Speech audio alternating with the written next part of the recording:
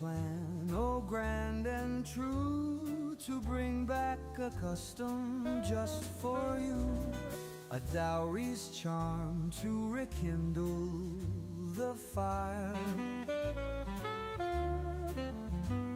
In a world where romance might expire, he'd gather gold with wit and flair, pledging his heart beyond compare. For in the shimmer of that old dear gold lies a tale of love, both brave and bold. Bring back the dowries, let's make it clear, a token of love that's sincere, building bridges heart to heart, a timeless way to never part. He spoke of tales from times long past, when gestures grand made love last. With every coin and jewel so bright, he'd prove his love in the soft moonlight. His Hey, Don, good to see you, man. Hope you're doing well, brother. Always a pleasure. I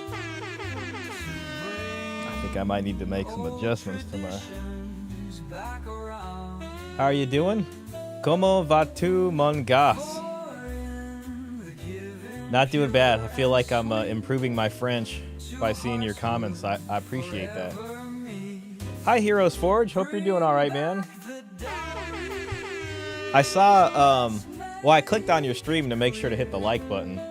And I saw, I think it did pretty well. You were talking about the Lego stuff. So good stuff there, man. Glad to see it.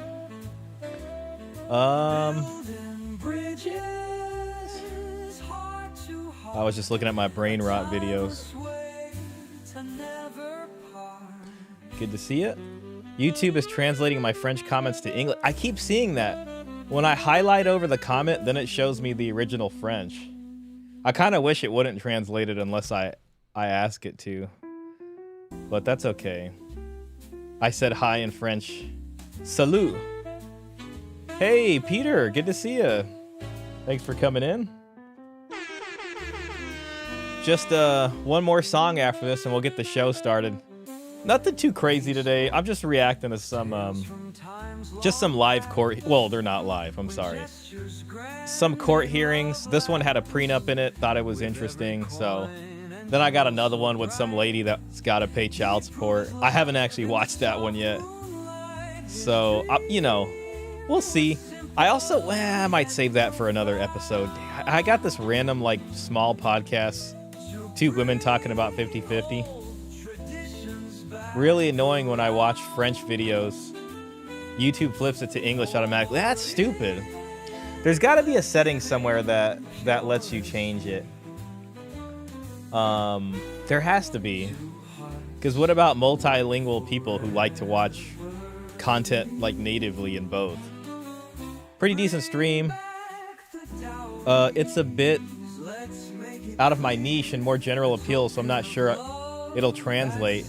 Well, that was the thing I noticed. I was like, oh, I noticed that you're covering that story from that's kind of going around. I haven't seen too much. I mean, I haven't like delved deep into it, but hey, you know, I thought it was good, and I can imagine you covering more things than just the niche, but I do know having a niche is important. Sometimes I think about making the channel more open in general on my end myself too. I've done other content, but I do think about it. Let's get some Luke Nielsen, Deadbeat Woman playing real quick. This is a classic. But yeah, I just like to see, you know, things going well, so shout out to you. Anyway, what's up, y'all? Hey, Mountain Man, welcome in. Another certified classic right here. Man, I like your profile picture, Mountain Man Tops. Makes me want to go on a hike or something. It got me interested in the story for sure. I was ignoring the Lego thing till now. Nice. You know, part of me is thinking about maybe we could.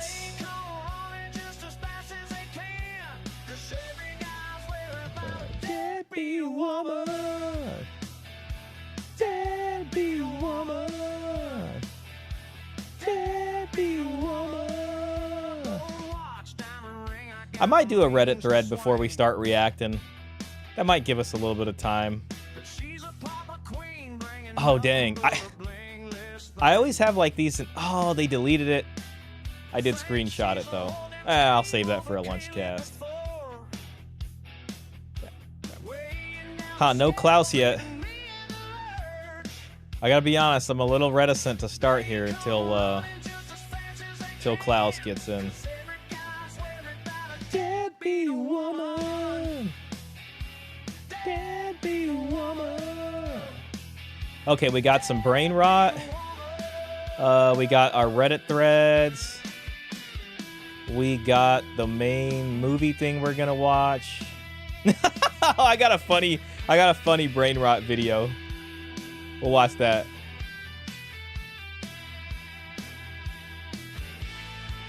All right, cool. How many people do we got in the stream? We got 5 folks, 3 likes. More than I deserve. Appreciate that. Let's see.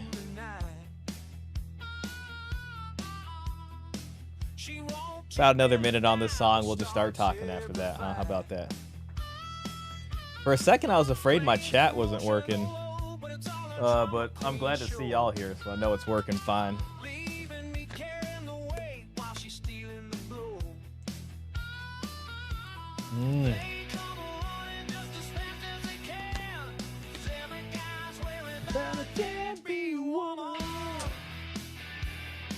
Man, this is such a good song. Klaus, where you at, brother?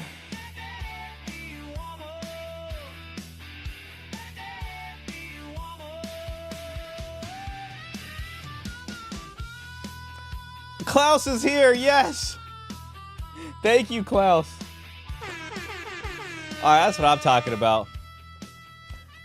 Alright, well, hey, let's go ahead and get into this. I'll go ahead and stop the music. And you know what? Let's just start off with just a nice little easy, what do you call this? Just Reddit thread. How about that? We'll do that. Might give some extra time for some folks to come in. There's Klaus. Yeah, we don't have a stream without Klaus, you know. Someday in like 5 years, if I ever have like 200 people watching me, I'll probably still be saying the same thing. Like, where's Klaus? We'll try to see him in the chat. Klaus will probably have to become a mod at that point. Don't worry, you won't have to do anything. But, you know, I might just make you that. Okay. First story. I'm a lesbian. And this sub is a breath of fresh air. Oh, no, not the rainbow version. So I stopped following this subreddit for a long time. It's divorce. It's basically a divorce subreddit, but it's the men side. Because they have a major divorce subreddit, but it's, you know, it's just the men felt like they needed their own because they really couldn't talk about things over there without getting, you know, screamed at by 1,000 harpies. And then strangely enough, like women will come into this sub every now and then. But this one's different because it's a lesbian. Yo, Dan the Man, welcome in, brother. Good to see you. Hey, Dan the Man, thanks for sending me that post-Millman video today. I enjoyed watching that. And whenever you guys see if someone mentions, you know, me and I miss it and you guys put it in the Discord, that's helpful to me because I like to go in there and leave a comment and stuff. All right, anyways, this is on r/divorcemen. I'm a lesbian and this sub is a breath of fresh air. I apologize if this is not allowed because I'm not a man. But I wanted to express how much reading the posts here has helped me. I've been married for 15 years and my wife suddenly dropped the divorce bomb on me in late February. She moved out in April. It was the most devastating thing I've ever gone through. The paralysis, the agony, not being able to come to terms with what happened, nightmares. I've tried to find comfort in my friends and joining some divorce spaces. But I see so many women post about how divorce is this big reward for them, and it's a new beginning. Sounds like she must have been the provider. That's what I'm getting from that sentence. As if it's some weird prize to win in life. In many of these posts, I've noticed a pattern that there is very little accountability. Okay. It's all my husband was awful. See, this is why divorce_men exists, because that's basically what was happening in the overall divorce subreddit. And you have a woman who is on kind of, batting on the other team here, basically confirming that. It's all my husband was awful and never about where they effed up. And seeing that stuff is really invalidating right now. I've gone through many posts on here and I've related to so many sentiments that you dudes have expressed. I also feel completely broken and devastated while my partner is out there essentially living her best life. Or seems like it. So, yeah, I guess what I'm trying to say is, everybody's kind of going through it. I did see one, well, I probably saw a few of them actually, but there's one I really remember. Like I remember seeing a divorce between lesbians back when I was at child support. And it was kind of a similar setup, one of them was making the cheese. One of them was making the cheese. At least a lot more cheese than the other one. So, it had come across the child support desk. And they had basically adopted a child, if you're wondering how it got to the child support desk. But yeah, so a couple years after the adoption, basically, then the whole, then it became like a similar formula, basically. Yeah, so yeah, one of them held that, kind of, masculine role, you could say that. And yeah, it just went downhill, basically. So I don't know. I read that and it just made me think about that. So yeah, guys. Yeah, so fun. And I got one more. I don't know if there's any comments here. Let's see some comments. Really, a lot of invalidation and shallow comments problems. It's like people forget how social media algorithms work and will keep feeding you things that are in common with what you have searched. People will feel this is me and woe is me. This is all absolutely the worst. My lesbian friends have been my biggest supporters and defenders. Glad you're here. Oh, there you go. Yeah, so always felt lesbians and men should have the relationship gays and straight women have. We both put up with the same BS. This person says, I absolutely agree, and I've gotten so much help and support from my male friends lately going through this. Okay, well, that's another one. And then I got one more Reddit thread for you guys, and this is, I don't even know why I'm bringing this up. Like, I tried to stop looking at this subreddit for so long because I felt like it was making my view of this. I mean, yeah, as a guy who worked at child support, but I was like, I'm going to try to get away from some of this stuff and then not have such a negative view, about marriage. And then I started looking at, I recently rejoined the subreddit and it's now reminding me of like a lot more things. But this one says total payout during divorce. I did the math and I'll be out more than $500,000 after this divorce. Okay, yeah, that's about a whole paid off house in a lot of neighborhoods. So the divorce includes 401k equity and total spousal support. Doesn't include child support, which would make the amount even higher, but I'm fine with paying that. I guess the old saying is true. It's cheaper to keep her. She says she doesn't want my money. Her actions, demands say otherwise. I get pissed thinking about it, but the silver lining is at the end of the day, it's just money. The time I fought for and will have with my kids will be more valuable. Yeah, so this one says same. It's amazing that we take our entire net worth and do the equivalent of betting it all on black. 50% of marriages fail, and yet it's somehow billed as financially prudent because of taxes. What utter nonsense. No higher earner should ever get married like ever. Yeah, see, this is the post-divorce stuff right here. It's cheaper to never get married, only way to avoid divorce. I lost a similar amount. 6 years later, I have more than I did before, even while paying her $2,500 a month. Okay, well, shout out to this guy. See, this guy was able to turn it around. turns out these women aren't cheaper to keep her. They spend thousands on BS every month. Plus, now you have more free time to hustle up cash, start side businesses, go for work certifications, get promotion. Yeah. So that's the part I'm really interested in. She spends so much of my money every month. To have set limit on her versus the surprise credit card statement each month will be so great. And I say my money, I say my money because she doesn't work and has referred things as hers. So if you want it that way, then fine. I'll claim credit. This comment I saw, she doesn't want your money, quote unquote, because from her perspective, it was already hers. The mental gymnastics employed are typically metal worthy. And listen, yeah, if you're married, man, every dollar you make is both of your guys' dollar that you made. You know what I'm saying? According to the rule book here.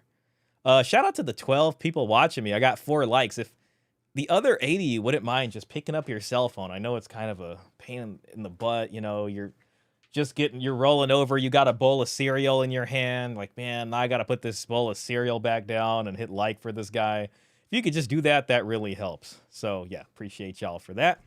Okay, so that's enough of the Reddit, man. Let's just go ahead and get into what we're supposed to get into here. I saw this video and I don't know. I was like, you know what? Why not watch one of these? I've kind of seen some of these over the years, and I don't think we've ever really reacted to one. But I thought this one might be interesting because it involves a prenup. And, you know, a lot of the times people are like, well, you know, the prenups always you get thrown out or something like that. But in this case, the prenup helped him. Not all the way, but, you know, enough of the way. So let's go and see. Let's go and watch, y'all. You literally, like, he literally makes $280,000 a year. I'm a single mom working for $16 an hour. Like, why do you have to be that petty? Because that's how they are. Yeah. You know, so that's the mom, and she's talking to the court clerk. So this is like someone who's working at the court, and it just looks really bad. But the guy's making good money. He did have her sign a prenup. Yo, Gio for show, welcome in, man. Good to see you. But one thing you're gonna notice in this video is like the judge was a little bit, you know, gynocentric. I am gonna say that. So let's go ahead and watch. I understand.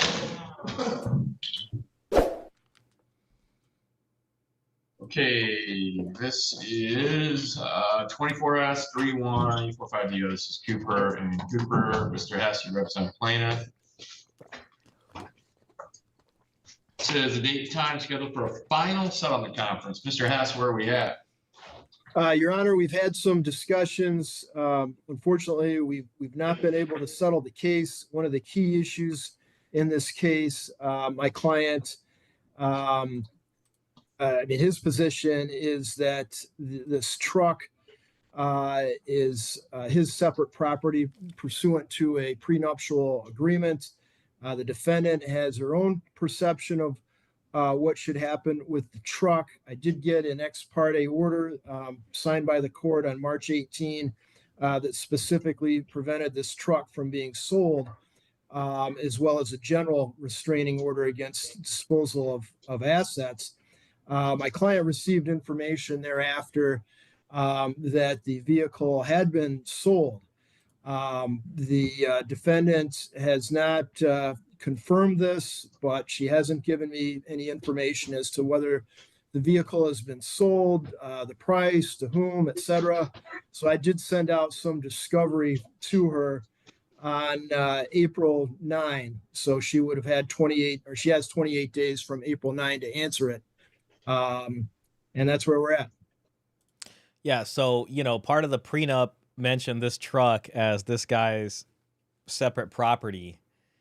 And the lawyer's basically trying to say, like, hey, well, we put a stay, like basically the court saying, hey, don't sell this because we got to decide what happens to this. And basically, you know, she ended up selling it. All right, so when was this filed? How old is this case? October 28th. See, this judge, he just got back from lunch. He's like, got a little bit of food coma. He's like, all right, what's on the calendar? I didn't review the notes here. Somebody bring me up to speed. It was filed 2024. So it's a DO. So the Supreme Court says these should be concluded in 6 months. So what, November? So we're already past the 6 months. Could I ask, and either one can volunteer an answer, why we are fixated on a truck that's almost 30 years old? Why does anybody care about a 30-year-old truck? It's just kind of funny because it's like, I don't know why the judge would care about that. Like, it's like, well, it said it was his truck, you know. Like, I get what he's trying to say, but you know, some of these trucks that are 30 years old can be dependent on the condition of the truck and how many miles are on it. Especially nowadays, you know, some of these are becoming some vintage collectibles, possibly. Maybe it has sentimental value too. I had bought I mean, that he cared enough about it to put it in the prenup in the first place. pickup, and I had not. Truck. I had bought that pickup, and I had not put it in my name. And then when the time came to plate it, I had asked my wife. All right, I'm gonna stop my client. I mean, I guess the point is my client. I think this is the part that screwed him over right here. So he didn't have the truck in his name. It is in the prenup, and I think he put it in his wife's name. So that's what screwed him, basically. So the prenup essentially didn't fail, I don't think. Believes it's a separate property, and it is specifically listed in the prenup as his. So he does want the truck. I mean, there's been discussions about, okay, if he doesn't get the truck, what is the value? What should he be paid? So we have talked in those terms as well, Your Honor. And Well, then I just got to ask, Ms. Cooper, what do you care about the truck for?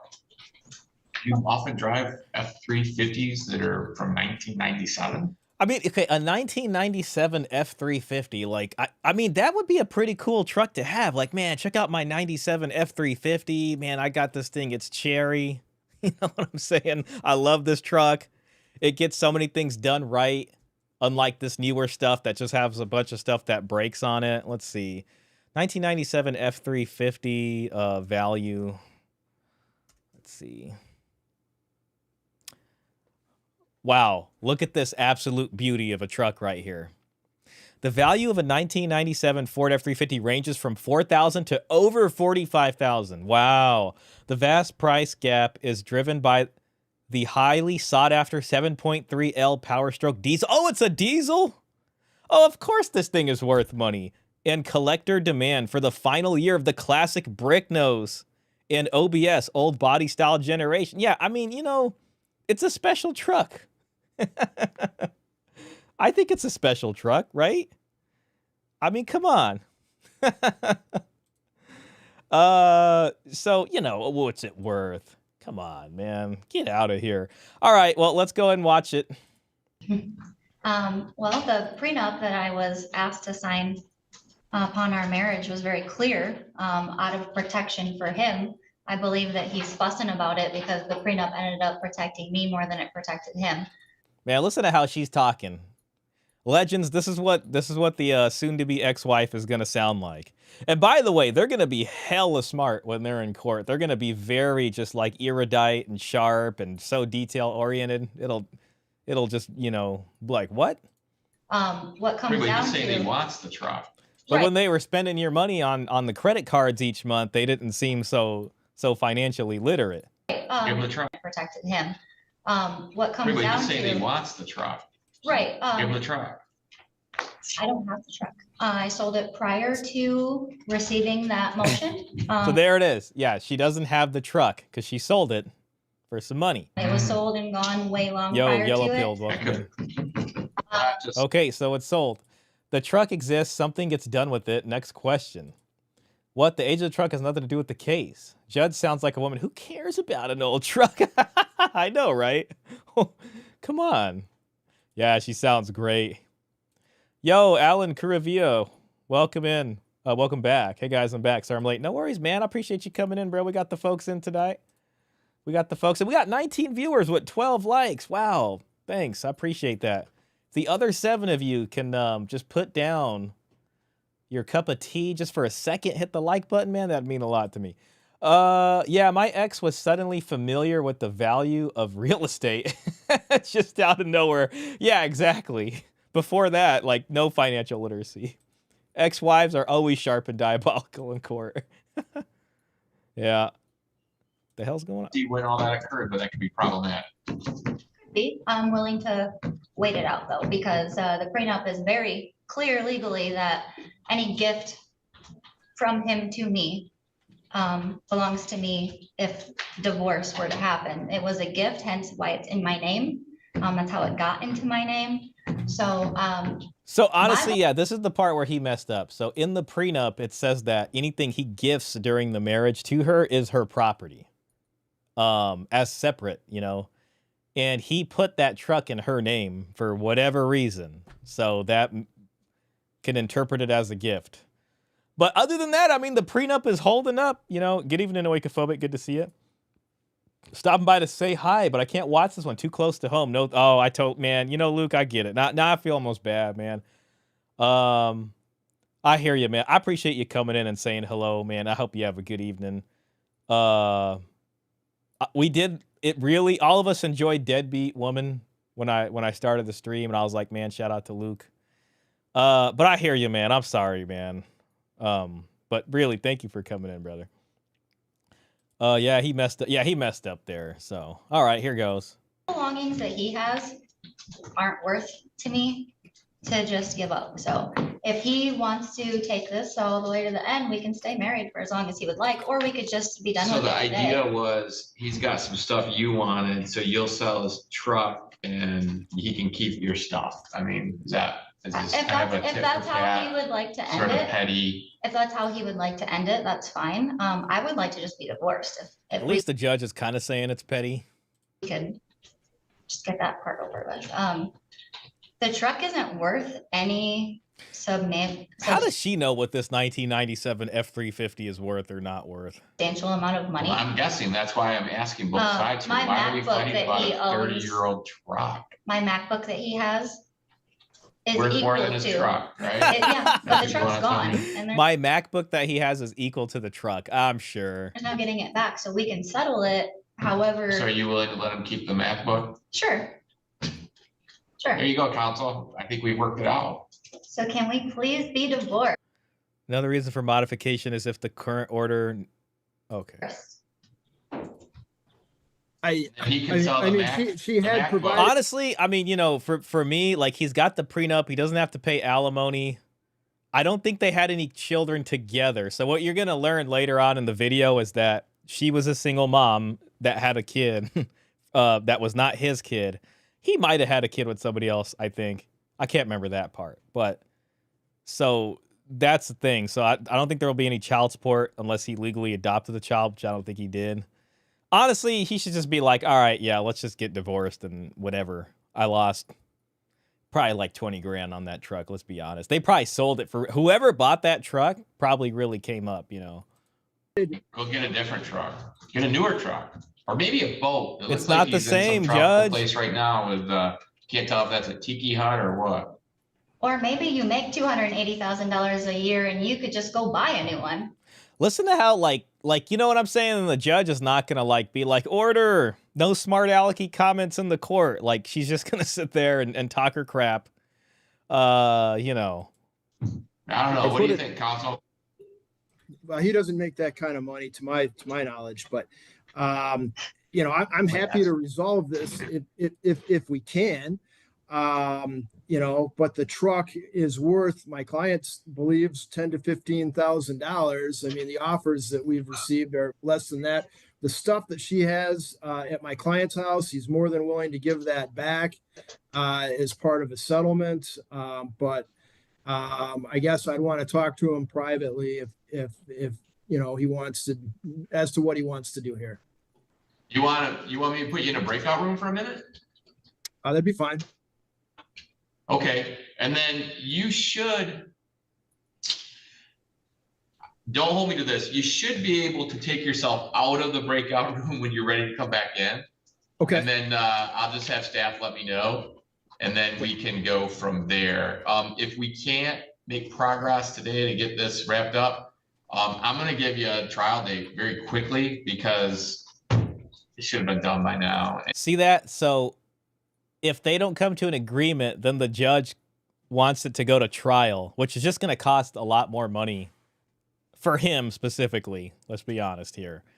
So whatever stuff they're still fighting over is really not worth it. And this is basically going to pressure him to just be like, yeah, I'm cool with whatever. Okay. I don't want to go to trial. And then we can just have a trial.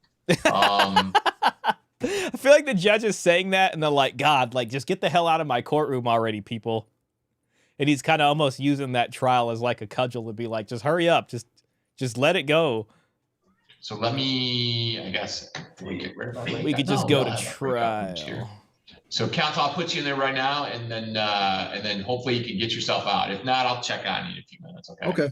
All right. Thank you, Honor.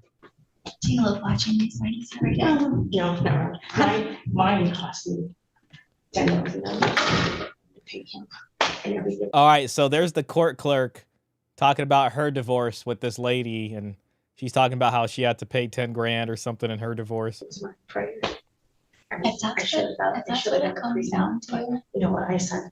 You know what? I'm not gonna let him get a portion of my home. I'm not going to let him get a portion of my home that I bought. 10 years prior to us getting together. Okay, 10 years before the marriage. Okay, that's fine. I'm just not doing it, and it's worth $425,000. Just not doing it, and it's worth $425,000. And I said, I'm not giving him equity of that when I. Oh, hold on a second. Okay, so $425,000. And I said, I'm not giving him equity of that when I've paid it all this time. it's so funny. It's like the women completely agree here. But if it was men saying this exact argument about having to pay out their wife on a house they owned before a marriage, but it, went up in equity and all that stuff, and having to pay some amount out, everybody would be like, why are you complaining about that? Like, you guys were married. You know what I mean? But when it's two women doing it, then it's like, yeah, it's stupid. Like, they totally understand on their end, is all I'm saying. Yeah. We're back out again. Oh, okay. For him to kind of decide. Good afternoon again, Your Honor. So my Okay, they're client back. has two options that we'd like to present. I guess option one would be that he pays, or that Ms. Cooper pays him $7,000 for the truck, and she can have the stuff back that she has indicated on a list to me. Or option two would be that my client gets the crossbow and the rangefinder that's currently in Miss Cooper's possession. Okay, so he left his crossbow and his rangefinder over there. Man, those rangefinders aren't cheap. Probably like an $800 piece of equipment. He keeps all of her stuff that is with him. Basically, they each, other than that, they each keep their own stuff, and any debts in their own names, etc. And there would be no cash payment for the truck. And I'll be honest, like this stuff right here, it is kind of like not that big of a deal comparatively to what it could have been. So I guess mainly I'm just showing it because it's like, this is an example of a prenup doing its job. So like, it's possible. All right, Ms. Cooper, Though not, still probably best just not to have the government in your life like that. But I'm just, here we are. option 1 or 2? I respectfully decline both options. She doesn't like option 1 or 2. Okay, what does she want? Okay. Yeah, I think we may be stuck. I mean, my She's just client like, no. indicates that he has a trailer that was set up to pull this particular truck. The truck bed itself, he paid $8,500 to add that, and another $3,500 in transmission work. So it's just, he's offering to give her stuff back and only take $7,000 for the truck. So I don't know. I think we may be stuck. Hey, Jane, do you have my calendar there? He's going to be like, okay, see, now the judge is going to pull the trial move here. He's going to be like, all right, well, it looks like we got to go to trial. And then these two are going to fold pretty much and be like, all right. I need a trial date. Dave Ramsey would say it one way to him versus her. That's true. Oh, hey, Odisu. It's so ridiculous that she is negotiating over such petty things. Yeah, I mean, this guy's lucky, man. He's lucky he had a prenup. Counsel, how many witnesses do you think you need for trial? How many witnesses do you think you need for trial? It is likely to be my client and probably just one. Yo, Raymond, welcome in, man. Shout out to you, brother. Raymond is now exclusively on Kick, and I hope Kick is treating you well, which I'm sure it is. Shout out to you, man. I hope you're doing well. Gosh, bro, I gotta go over there. Klaus says, I'm always confused how different the court hearings are in the U.S. compared to what I experienced over here. Really? I'd be kind of interested. I mean, if you didn't mind kind of putting in there what some of the differences are. Not, I mean, just like one or two things would be, I'd be interested to hear. One or two more at most. Okay. For the How about party. you? It's like the same amount. Just give me 2 hours. So they're gonna have a 2-hour trial. We could do 10:30 on Monday the 5th. Is that too soon? May 5th? Yeah. No, I don't think so. Council, May 5th? It's probably a little too quick. I mean, her discovery isn't. She's got. I would like to have my discovery back. I sent it out on, I believe April 9. Excuse me, can we do the breakout room one more time? Was there a deadline for the discovery? Well, she'd have 28 days to answer my discovery. I found out the truck was apparently sold and sent it out on, I believe I sent out my discovery on April 9. Let me make sure. I'm sorry, I sent it out on April 11. Or April 9th, Mr. Cooper? Yes, please. Okay, I'll put you guys in a breakout room again, and we don't really, you see Yeah, I think so. He's gonna talk to his attorney. And I think his attorney, he's just gonna be like, listen, I don't want to go to trial. here, Your Honor. All right, thank you, Your Honor. All right, here comes the court clerk talking to the lady again.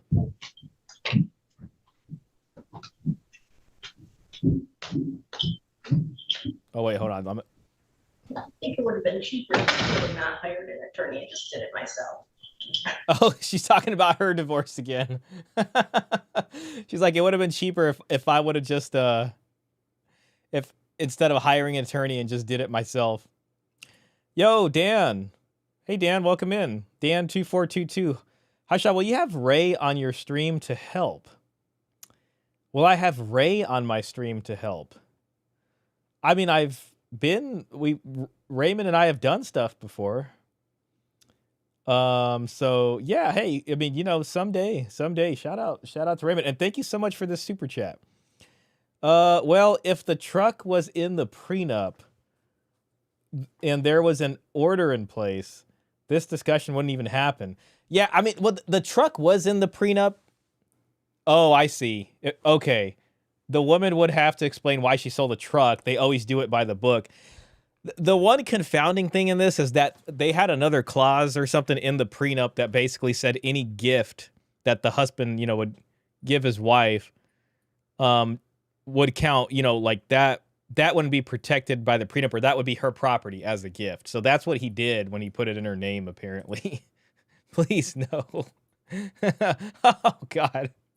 All right, here we go. I just, the petty part is on him. I'm just the one holding it out. Like, he got literally everything. Okay, yeah. So she must have married this guy, and she brought in all the money. She's working. I mean, she's obviously working here. And she's very sour and upset about the divorce. Wow. Yeah. Vehicles, house, camper, boat, like, let the truck go. Let's just get divorced. You literally, like, he literally makes $280,000 a year. I'm a single mom working You hear that? It's like, oh, well, he makes $280,000 a year, and I'm a single mom. for $16 an hour. Well, yeah, working for 16, and then, you know, everyone's supposed to feel sorry for her. Now, he's going to end up letting it go because he's going to pay more in a trial anyways, you know. But, you know. Like, why do you have Love Shot's commentary even keeled without irrational crash outs. I appreciate that. I try. I don't know if I'm above that, you know. I guess everybody has their days, but, you know, I hope that we can remain even keeled, you know. But thank you for that. Okay, moving in. to be that petty? Working for $16 an hour. Like, why do you have to be that petty? Because that's how they are. Because that's how they are. She was a single mom before the marriage. Hello. Yeah, I mean, you know, what he did right was the prenup. I mean, if he didn't have that, he would be getting just bent over the bench right here. You know, I guess digitally over Zoom or whatever, but that's the thing he did properly. I'm just saying.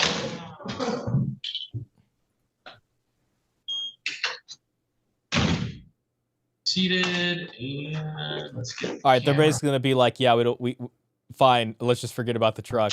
Cooper and Cooper. Try again, Your Honor. So, my client is willing to do a walk away at this point. There we go. Yeah, let's do a walk away. All right, yeah, the truck is gone. That's it. Where each side would keep the assets in their own possession, their own debts in their own names, etc. Cooper. Can agree. That works for her. So to save everybody time and effort and potentially more money, Mr. Hess, can you get that reduced to writing? And if you want to email it, we can have you folks sign and she can stay here and sign on her end. I have a quick question, sorry. More questions. There's one thing. Oh, there's Sorry. there is one more thing. All right, let's go. Let's see what she's got. I completely forgot about it, but one thing, there's a tote in the basement that just has my children. We do not have children together. Okay, they don't have children together. Yes, that's it right there. So I'm a single mom, and it's like, what about the dad of that child? You know, like, is he? I don't know. You know, like, if the father of that child is still alive and is paying child support or whatever, then, like, when you think of like single mom, you think of somebody that has a child and there's no help from nowhere. You know what I mean? There's no other. The child's other parent isn't there or whatever. But I do wonder, I think a lot of people say single mom and it's like, well, no, but they're actually in a co-parenting situation. You know what I mean? Judge should be like, there's no more things. Yeah, and just bang the freaking gavel. You give one finger, they take the whole arm. Yeah, I mean, you know, Klaus, I can't doubt you. Children's baby books, newborn clothes, my dead cousin's class ring. Can I ask for that back? Because it's not a financial thing. The deal is you both keep what's in your possession. Mr. S, she's looking for a tote with, I guess, stuff her kids has in her dead cousin's class ring. I like how he's kind of, well, he's waiting for his attorney. What do you have to say about that, Ryan? I mean, do you know if it's there? You're muted, Ryan. It is there, yes. So is that okay that she have the tote and the contents of the tote? Yes, that's fine. Okay. Yeah, however you want to handle this, Your Honor. I mean, we could put this on the record if you're comfortable with that. Otherwise, he could be. Yeah, I think we should put it on the record. But then I was hoping, just because I sense some animosity. Okay, come on, and just say yes, put it on the record, and be done. Often when we walk away from that, then it comes time to actually sign our names on the dotted line. And okay, I get what he's saying. He's like, yeah, we decide this, then you guys don't sign, then you're back in here. Yeah. I don't know that I can. I mean, you're looking for me to draft a judgment of divorce this afternoon? Yeah. Okay, I'll see what I can do. I mean, I assume that the way you talked earlier, I thought maybe you had something going already, like you had it somewhat prepared, but maybe not. No, maybe I don't. I would have to start from scratch. Yeah. Nah, then you're not. Okay. So why don't we do this? Other than what we have already stated, is there anything else that would be part of this judgment that we haven't already placed on the record? You know, I'll say the judge wasn't, I mean, at least he's not horrible, you know, but, you know, I guess conceivably the prenup could have been thrown out or something, and it wasn't. I would say that there'd be no spousal support for either party, and it would be forever barred. Yeah, terminating right to award it. Each party is awarded any property in their own names, accounts, investments, retirement accounts, anything in their own names. And as we discussed, any items in their own possession, with the exception of this tote and the contents therein, which will be turned Okay. over to Ms. Cooper. And then when can we have that turned over to Ms. Cooper, and how are we gonna do that? Maybe we should place that on the record. What makes sense, Ryan? Within, I don't know, within 7 days after the judgment is final. I can pull it I out was of my hoping that we could get the judgment in 7 days. I can get it out of my basement tonight and have it on the curb. You're gonna hear why he's saying this in a second. That doesn't sound promising. Is there any place else that might be a little more secure you could place it? Well, there's a no contact order between her and I. So there's a no contact order. I wonder if that was a temp restraining order or what that sounds like. There was some type of, domestic violence possibly, but let's see. Is that the result of this case? The result of a domestic violence on her part, along with. Oh, on criminal- her part. Okay, so, oh man. Okay, you know what? So this guy, I think this guy is pretty sharp. Basically, he got a domestic violence order against her, it sounds like. Sexual Oh, conduct. I remember this. Hold on. And sexual conduct? Hold on, let's see this. A domestic violence on her part, along with criminal sexual Oh, conduct. I remember Criminal sexual conduct. Interesting. this. This is the PPO case, isn't it? Yeah. Yeah. Yeah. I might be misreading that because he says a domestic violence order on her part. I don't know if it's on her or if it's like she filed it. Let's listen to him again because I don't want to speak wrong here. The result of a domestic violence on her part, along with criminal sexual Oh, conduct. I remember. Domestic violence on her part. Okay, that's what he said. Could be that she filed it, but I'm going with she did some kind of domestic violence. This is the PPO case, isn't it? Yeah. Yeah. we Yeah, there's a have lot- domestic violence A traditional lot going on contact here. order. Okay. Yeah. Um, That kind of explains probably some of the. how do we get the tote? I have a suggestion. Yeah. His parents, along with his daughter, go to my church, my kingdom. Okay, so sounds like they possibly met at church, and I don't know. They don't say that exactly, but they got something going on. Maybe they met in the community. Went to the potluck. She brought a really nice casserole. He figured maybe they can, Along with his daughter, go to my church, my kingdom hall. He could have them bring it to a service and I could get it while I'm there. I go every Thursday evening, every Sunday afternoon.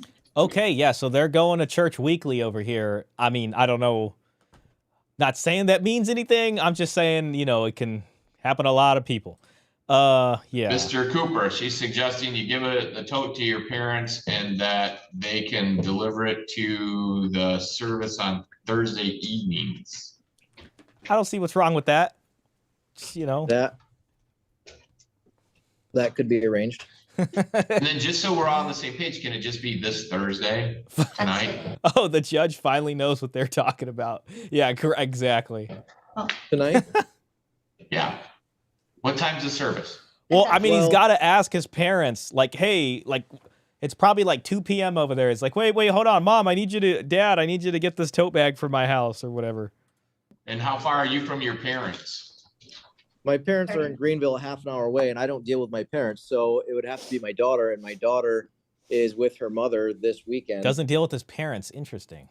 I'm going to be south of Grand Rapids until 6. Let me hear that. My daughter is with her mother this weekend.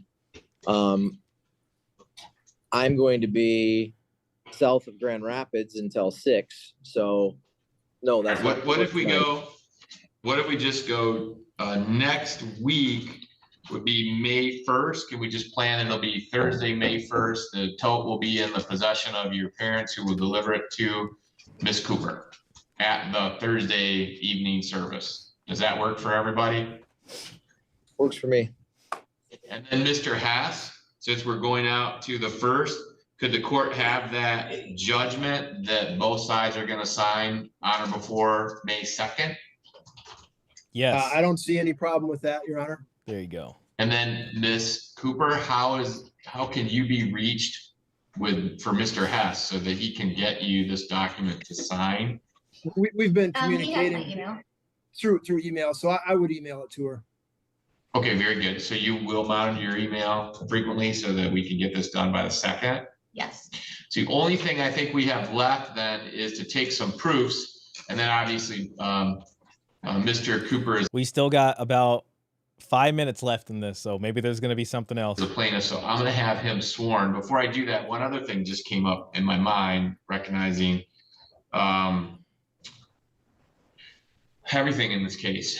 Ms. Cooper, are you gonna ask to restore your name to your maiden? Oh yeah, this part was interesting right here. Are you gonna ask to restore your name to your maiden name? I am not. You wanna keep last name Cooper? I do, yes. Okay. I earned it with 2 years of a terrible marriage. I earned it with 2 years of a terrible marriage, man. See, this is what's gonna sound like. I do, yes. Okay. I earned it with 2 years of a terrible marriage. Well, that strikes me as odd that a whole 2 years of marriage, So, I mean, and she was the one that had the domestic violence on her? you want to keep that name forever. Well, if Mr. Cooper would like to pay for all of the things that I will have to change and all of the hassle and going through my insurance company and my doctor's office. How about this? Let me suggest this, because now you're going far afield. What is your maiden? Stevens, Stevens, S-T-E-V-E-N-S. VENS. My decision has I wonder if her first child came from a marriage or if she had that child out of wedlock.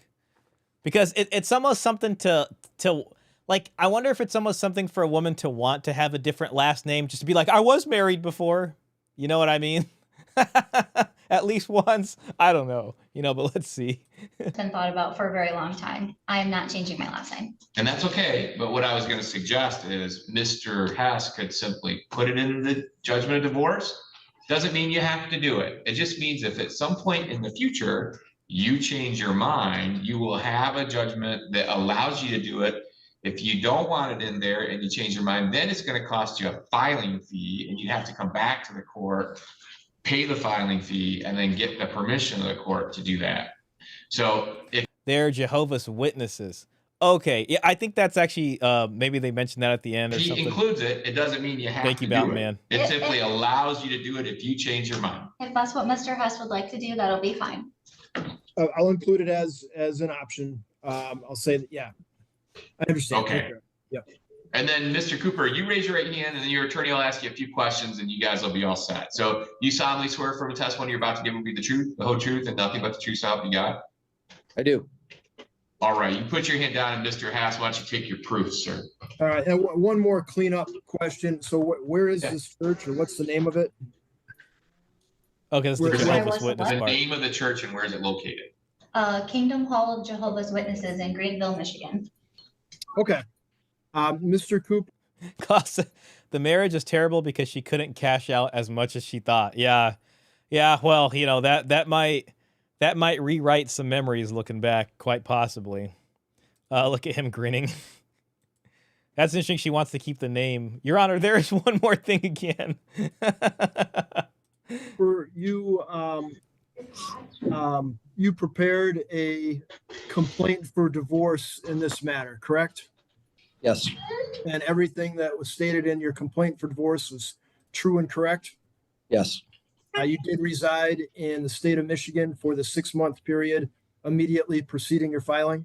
yes, And you did reside in Montcalm County for the 11-day period immediately preceding your filing? yes, Is your wife pregnant? No. Has there been a breakdown in the marriage? yes, Is there any reasonable Those are chance irreconcilable differences. at reconciliation? no, Thank you. That's all I have. Court is satisfied from the proofs there has been a breakdown in the marriage relationship to the extent that the objects of matrimony have been destroyed and there remains no Bam. reasonable likelihood the No marriage fault. could be preserved, and it may be ordered in the judge that the parties be divorced from the bonds of matrimony, and a judgment of divorce may enter in accordance with what has been agreed upon by the parties, along with other standard terms and conditions. And Mr. Cooper, I just want to confirm, I don't know that we had a specific question. Do you agree there's been a breakdown in your marriage relationship? Yes. All right. Do you agree that it's to the extent that the objects of matrimony have been destroyed? Absolutely. The objects of matrimony have been destroyed. And would you go on living as husband and wife if the court didn't grant a judgment of divorce? Not a chance. Not a chance. All right. Okay, then Mr. Hess, if you'd stay in communication with Ms. Cooper as you finish off that document, so to speak, and once it's completed, if both sides can then sign it and date it, and obviously that can be done electronically if that's easier, then it just needs to be submitted to the court by May 2nd. Is that the date we gave? Or yeah, May 2nd, and then the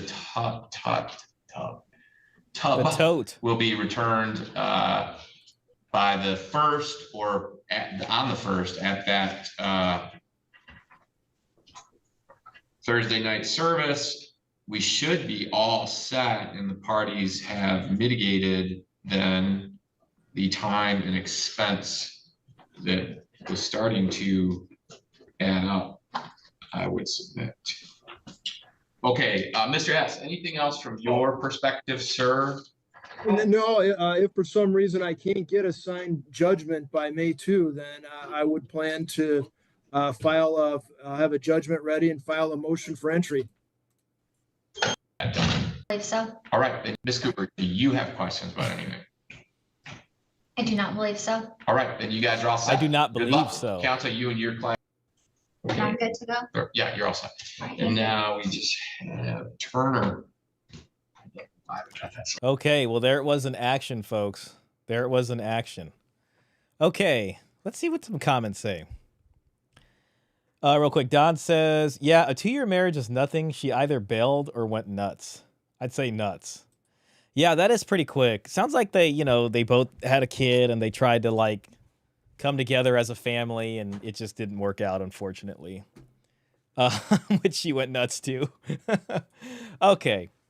Why is the clerk speaking to her about the case? She needs to be reprimanded immediately. I hate judges who ignore legal prenups. The truck was his. She should pay him back for what she sold it for. I get it, but he did put it in her name, and that was the gray area. Why would any woman think she's entitled to alimony when the marriage only lasted 2 years? That's ridiculous. That's honestly true right there. Like, to even complain about it or to say, it's like, all right. Clerk should be fired immediately. That clerk needs sanctioned. The truck was sentimental and she knows it. It was probably more than sentimental. I mean, I'm sure it was sentimental, but I think it was probably worth more than $7,000. Some guy, saw that truck for sale, was like, oh my God, a 1997 F-350. He went there, he looked under the hood. He's like, yeah, that's going to need to be changed. There's something wrong over here. Oh my God. Oh yeah, this whole thing's going to need to go. I'll give you $7,000 for it. And then the wife was like, all right, $7,000. I have a 50-year-old truck. It appraised for $120,000, worth 10 times more than when it was brand new. Judge is an idiot. Because that's how they are, fire her immediately. That truck is a vintage truck and was in the prenup. I can't tell you how many courtrooms I've been in over my 15 plus years in law enforcement. That clerk needs to be held accountable for her actions with the litigant. How in the hell does she get her stuff back? And she stole his truck with zero accountability. Imagine thinking a MacBook is worth as much as a 1997 F-350. That particular body style has proven to be quite valuable, and it would have to be a terrible example to be worth less than an Apple computer. 97 F-350 most likely has a 7.3 power stroke. That motor is worth more than her. Oh, I'm not even 10 minutes in. I can see that judge. Okay. All right. Yeah, she walked off of the marriage and thought she was going to win money, but he's smarter than she is. For the judge to disregard her selling the truck is ridiculous. A 30-year-old truck can be valued higher than a lot of new trucks. If there was a prenup that included the truck, she should be held accountable for selling it. Yeah, like they probably could have dug deeper. They could have been like, okay, he put it in your name, but did he say it was a gift to you? Is putting it in her name enough to prove it was a gift? But I think it might kind of be enough, you know, unfortunately. Okay, let's see here. All right, guys. All right, it's time for some Instagram brain rot, and then we'll watch another one of these. I don't know. Maybe we'll watch the child support one. We'll see. We're gonna do some brain rot, and then we're gonna look at that. Okay, so let me just make sure. Sorry, I saved so many of these at this point. All right, here goes. Here goes. This one was pretty funny right here. Okay. Oh, I gotta put my volume down. There we go. All right, here goes, guys. I cannot make you happy. No, you cannot. You cannot make me happy. I'm happy now. That's what you happy. What's your happy? I'm happy being single. Okay. You know why? Why? Because I want to be alone. Right. Man is no problem. Yeah. Man is very independent. Right. Man is very open. Yeah. Man is very easy this world to travel, eat, food, sleep, everything to do. Yeah, true. But with the lady, Ladies are tough sometimes, huh? Complicated. difficult. Difficult. What is this? Oh, Did you drink after 5 p.m.? How did you know that I was here? Hi. hello. Nice to meet you. Nice to meet you, My madam. name is Myung. My name is Mohammed. Mohammed, nice Yeah. to meet you, Mohammed. Thank you so much. Oh, what you guys doing? We're just talking. What is there? Whiskey. You drank after 5? Honey, sit down, please. Sure. Yeah. Do you want some water or? Oh, well. That's my wife. I love his body language. How he's like so far away, like he's immediately like, oh my god, you know, like I think he's just incredibly annoyed. Like they were just having a good time, you know, and talking about the independence of man, and then you know this guy's wife comes. What do you think? Did I just interrupt? No. I cannot make you happy. Muhammad was saying with his body language, this is the stuff I was talking about. Muhammad felt betrayed. After theory, he had to witness the practical. Muhammad is shocked at how fast his theory got proven. Muhammad's PTSD was activated. Bro, the voice of your wife would make 99% of men run. Muhammad confirms why he is single and he is happy with his decision. From the comments, you can tell this video has not reached female social media platforms because I see no female comments. Oh my god. Yeah, okay, so yeah, funny one there. Let's see if we can find another one. Always intruding into men's spaces. It's always like that. You know. Okay, all right, I got another one. Dang, I probably saved like 4 of them this time. Okay, let's see here. I got to do the whole tab. Instagram's a little weird with their volume. All right, here goes. Bro skipped romance and chose financial literacy. Question for you. Between marrying a rich man who's not really a good guy and marrying a poor man that really loves you, which one is better? Have you ever thought that maybe if you just went out and earned your own money, you wouldn't have to worry about things like that?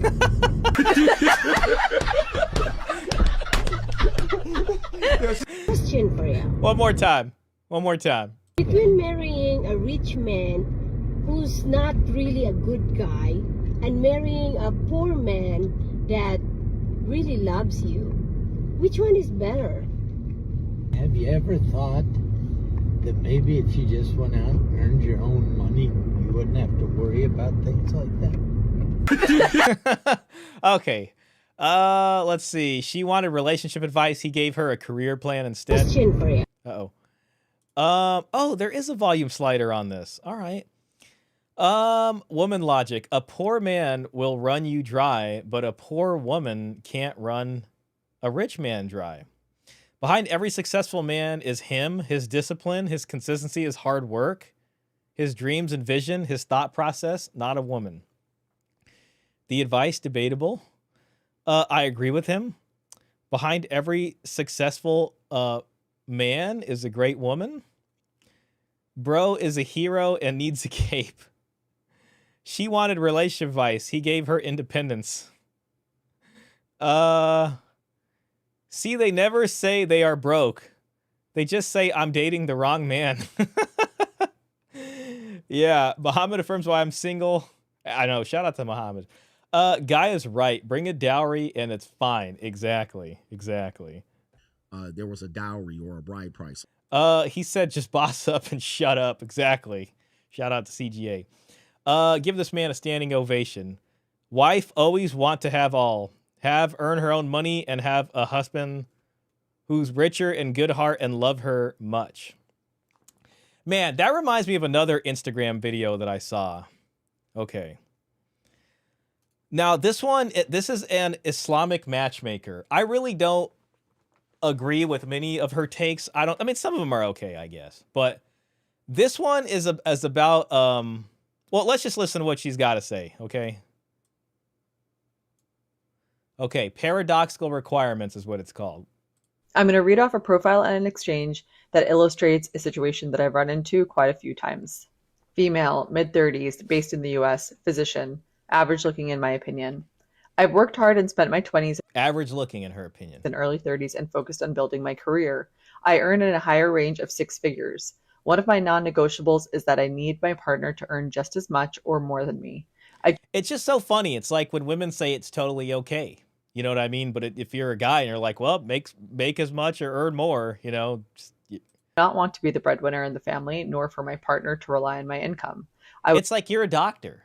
You make in the high end of 6 figures. Like you're going to have to do something. Would like the option of being able to stay at home with my children without it affecting the lifestyle that I'm used to. He does not have to be a physician. It can be any profession as long as he earns more than me. I would also like for him to be tall and have hair on his head. She also made reference to the fact that she's been on apps and is jaded by the whole process. And she also lists a bunch of other deal breakers, including expectations with responsiveness and physical turnoffs. She's only willing to consider someone 5 years younger or 3 years older. Now, this is a hard match to make, and it's not just because I don't collect salary information and I just don't have that data point, but it's also because of the type of men that she's looking at. I found that men who are high earners fall into 2 buckets. The first bucket is that they don't really care what the profession or career prospects or earning potential their partner has. They just want someone who's very pretty, very young, or very traditional, and someone who's going to stay at home. The second bucket is where they do value someone's career and education and prospects, but that's because they usually want them to contribute financially so that their lifestyle can be elevated. Now, she is career-driven and high-earning, and because of that, she believes she deserves someone who is similarly career-driven and high-earning. But the irony is that the very reason that that person would choose them, she has negated by essentially saying that she wants her income to remain optional. So I sent her a message. I was reviewing your profile for matches and a couple of things. Your profile reads as terse and somewhat harsh. I'd advise you to soften it. You can put your specific preferences in the notes section for my reference. Also, I do not collect salary information. The best I can do is share candidates who have listed professions with high earning potential. But further, your situation is a bit of a paradox. You want someone who matches your high earning power. However, a man who values this quality will likely want financial contribution, which is something you're not interested in doing. I can do my best to share matches that may align, but I did want to share my assessment of why this may have felt like a difficult process and why it may be difficult to come across matches. So I shared 2 matches. One she declined because she said that based on his profession, she's sure that she makes at least double what he does. And the second declined her due to attraction. I'm going to read off a profile and an exchange that illustrates a situation. I'm going to read. Oh, okay. That's the end of it. Yeah. So, you know, it's just like, to me, it's an interesting situation. So she's average looking. She is a doctor. So she's got something going on there. and what she could contribute to maybe smooth over the, what's missing in the looks department. She doesn't really want to contribute that, So anyways, let's go and read the comments real quick. We're going to read the comments for this one. I just want to say hello to Base, man. Shout out Base, bro. Good to see you, man. I think about you, man. I know we are still supposed to do something together. And I promise you we're going to. And I wait patiently for your videos. I do. Base said she wants 100K to not spend it. I mean, what's the point of even the money then? Yeah, I mean, listen, I'm looking at her situation, and what she needs to do is all this money she's making as a doctor, she needs to save some of that money. And she needs to go in with like $300,000 and be like, and she needs to talk to this lady again and be like, hey, can you find me a match? Yes, I don't want to work while I'm having kids and the kids are young, but I have saved $300,000. From my profession as a doctor. There was a dowry or a bride price. And just throw that out there for some of the matches. And some guy would probably bite. She's in her 30s. She's not the best looking. She is a doctor, and that would do something. You know what I mean? Okay, you have kids with this lady. The kids will have you as dad and a doctor as mom. Probably not the most horrible thing to happen.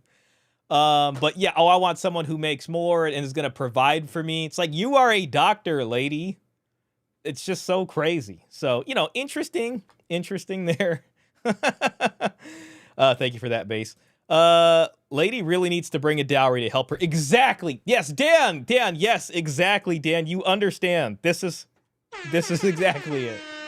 Yeah, but it's like they've all forgotten about it. And this, quite literally in this specific culture too, this used to happen. They will never admit it, but I have plenty of sources for that. Let's see what the comment says. There was actually a lot of debate in this one. Dowry doctor is the cure. That's what she's gonna need. Declined her due to attraction. All that to just not be happy. Shaking my head. If she don't get herself a sugar baby, she's gonna have to pay something. I guess she changed her mind along the way, but being a doctor, it's bizarre to me to invest so much time and money in education if you want to ultimately be a stay-at-home mom.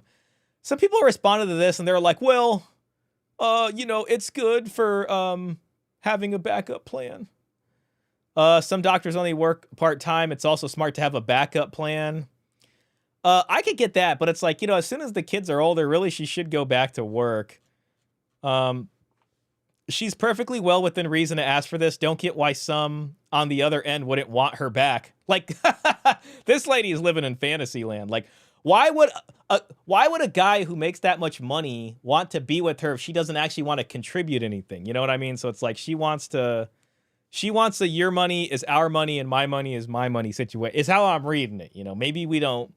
Maybe there was more nuances here we're not getting, but she's gonna have to pay something.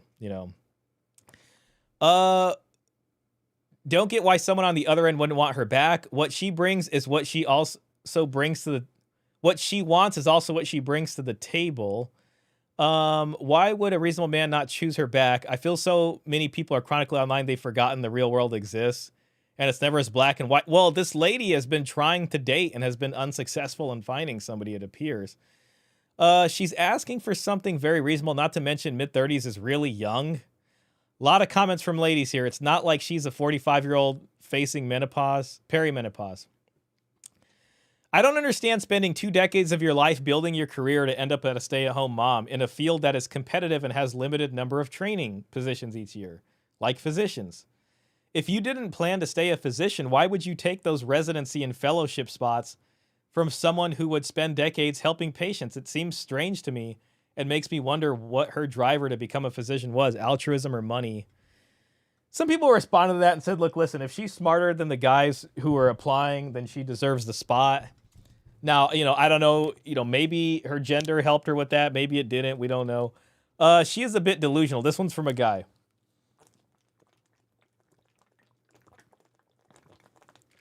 I'm like really thirsty today. I went on a huge walk today and I didn't even want to go back home. I just kept walking because I really needed the exercise. She is a bit delusional. She wants a high earner as she is and wants to bring nothing to the table other than her average looks and few years of good fertility. On the bright side, she can afford a professional who can help her understand the state of mind she is in. Those ladies who think she's reasonable are whacked out. Yeah. Shout out to you. I hear you. I mean, listen, I don't know. It's like, if you're going to work, you're going to do that. It's like, you can't have your cake and eat it too on this. Like, you're going to have to compromise somewhere, you know. What's good in the hood? Yo, Mr. Pitt, man. Shout out to you. Good to see it. Someone wealthy and attractive and tall and who also has hair is not going to want an average looking partner. Good luck with that. Imagine the brutality of Baji reading your profile with the average looking, in my opinion, or worse, below average looking, in my opinion, with the cold clinical precision of an assassin. Depending on what kind of physician she is, she's likely making anywhere from 200 to 600K. Over 200 is the top 5% of wage earners, and if she's closer to the higher end of that range, then she's getting closer to 1% of men or less, plus they have to be Muslim, tall, with hair, and attracted to an average-looking woman. And let's be real, the highest-earning men are usually looking for young trophy wives. This is going to be a difficult match. Honestly, I had the same requirements when it came to career, my earning potential or more, and I wanted my income to be optional once we have kids. I'm a scientist, and I married another scientist who became a doctor. I was there while he built up his career, and now I'm at home with the kids while they are little. Maybe this candidate should look for someone who can grow with her and not someone who already is at the top of their game. She likely needs someone in business. Yeah, I mean, I think one of the replies to her, it's like, this probably happened when they're in their 20s, but this lady's in her 30s now. If it's a deal breaker that she makes 700K and I make 550K, then that's splitting hairs. Also, you are correct that men who make lots of money couldn't care less how much the woman makes. Yes, she needs to be pretty, fit, cool, and traditional. Lastly, whomever told you that career will make you desirable lied to you. No man wants to compete with your career for your time. Okay. Nothing paradoxical at all. I think this is the most unfair video you've done so far. Okay, so I think we got someone who's not happy here. This comment section illustrates how women are not valued and how patriarchy is working overtime to bash women. If this woman and her exact features was a man, she would be praised and would be told 10,000 women desires you. This woman spent her youth working on helping people and saving lives. She is a hero and a warrior who will teach her children hard work and discipline. A mother is a school, and only wise people will understand that if the highest educated women are bashed like this by having... All right, considering her high earning ability and capacity to invest, is it reasonable to reframe her transition to being a stay-at-home mom as potentially an early retirement or pivot to more part-time work? I've seen that many highly educated or intelligent individuals find it hard to fully retire. I know this wasn't communicated by her, but I do wonder about what her vision of being a stay-at-home mom would look like. That's a fair question, right? Because, yeah, she's probably not going to want to do that for a long time, I guess. Yeah, because attraction triggers are different between men and women. Patriarchy, blah, blah. Did I get that right? She's 35. How does she think she can get a man in the top single-digit men? That's just delusional. Yeah, I know. Yeah, you know. Women with demands like these are what's killing marriage in America. Men, these women are saving you from a miserable marriage or divorce. Yeah, I guess the only positive about if you did marry her and pay for everything is if you got divorced. Like, maybe the judge would say, hey, you're technically a doctor, like, go work. So, yeah, you know what would probably end up happening there? I hate to say it. This is kind of some dark side stuff right here. Some guy will probably be like, yeah, and make all these... Some guy is probably going to game this woman. He's probably going to make all these promises and say that he makes more and he's going to pay for everything. Then as soon as they're married, he's just going to be like... He's just going to be like, sorry, you got to go work. And she's just going to have to go work and not be able to quit her job. And then she's just going to be married to like some guy that she thought was probably way up here. And she has to work. And then that's just what it is. You know what I mean? If she ends up getting married. So who knows? Yeah. So, okay. Okay, that's probably enough of that one. I think I got another one. Okay, I got another guy. This one I just thought was funny. All right, so this guy says what I thought the books that women read were about. He grabbed me by my waist, pulled me in close, and gave me a big kiss. And then we lived happily ever after. Then it says, okay, now he's actually reading the book. Me in my and grabbed my He grabbed me by my waist, pulled me in close, and gave me a big kiss. And then we lived happily ever after. Me in my and grabbed my He grabbed me. Okay, I'm sorry. Okay, yeah, that. All right, we're almost done with Instagram. I got a lot of Instagram brain rot here. Man, I got 2 more. I'm sorry. We're gonna have to do 2 more, guys. This is just. We've had a lot of this. Oh, okay, we got 3 more. Okay, and then we're gonna be done. I've spent a lot of time on Instagram. I'm not proud of myself this week, but here we are. All right. Just trust me, you'll be fine. This says the thought bomb. You know what? This got music in it. Let's just dip out. Okay. Protecting the minds of our daughters. Okay, let's see what this lady's got to say. I have always considered romance novels to be pornography for women. And I know that there's a wide range. They start you out on those teen romance fantasy novels to actual erotica, and there's everything in between. But for me, it's all pornography, from softcore to hardcore porn. And I've never read them, so I'm not going to make a statement on them, but there are even Christian romance novels. I don't know. Something tells me you may have read some of them, but it's okay, you know. Where I have seen the cover and the description, and I am left wondering, like, what is the purpose of this book? My kids were voracious readers, and so it was very hard to keep up, but I tried my best to make sure that I skimmed through unfamiliar books, and it was just disgusting. Wow, so her kids were getting some of these books, and she's just trying to, like, or were maybe trying to get some books, and you know, as definitely, I think as guys, we've never really thought about this until like that video we watched. God, maybe that was almost like 6 months ago now, where we watched that one lady's video essay about this. I hadn't thought about this stuff, so you know, to the parents out there, something to think about. How much trash is out there, and I am certain that many of those books were perverse on purpose. And so if it is unhealthy for a man to watch and consume video pornography, it is unhealthy for a woman to consume trash novels. And there is an incredible double standard when it comes to this issue. Because if the dangers of porn use is that the man will develop difficulties relating to real women and forming real relationships, I think that women who read those trash novels, that they have a difficult time relating to real men, and relationships with real men make them unhappy. I've talked about mindset before and the kinds of things that we have to protect our children from, because we don't know exactly what they are absorbing and how it's going to mesh with their particular personality and character. But this applies to us too.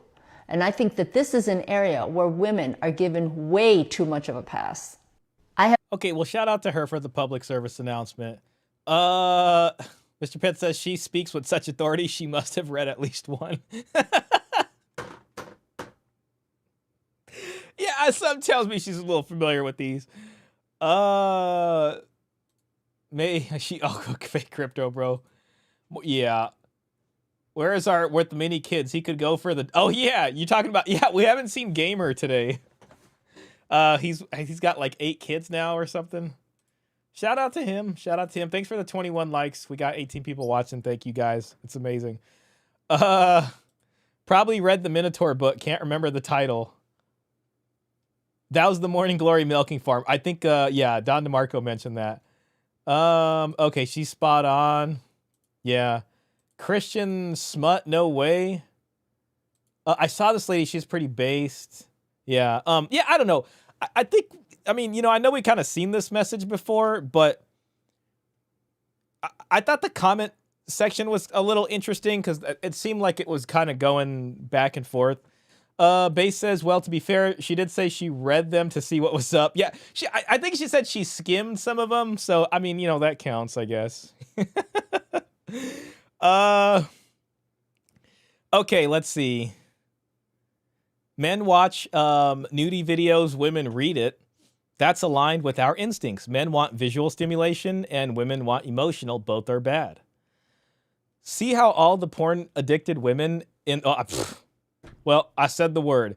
Women in the comments defend their addiction, very similar to nudie addicted men when you confront them with facts about how damaging internet nudie is. So here's Mel in her book says, so you've admitted you haven't read any of them. All right, here comes the, all right, here we go. Yet somehow still feel qualified to critique them? That's impressive. Most people prefer to have knowledge and facts before forming opinions. But I suppose confidence alone is doing the heavy lifting here. Dang, man, she is not happy. This seems like a younger version of the lady that's talking almost. And I'm not just saying that because she's Asian. Okay, I'm sorry, but you know what I mean. Man, okay, so this lady has a book reading, a book review IG, Everlasting. See, I don't know. I mean, this could very well qualify as one of these novels. So, see what the... I have always...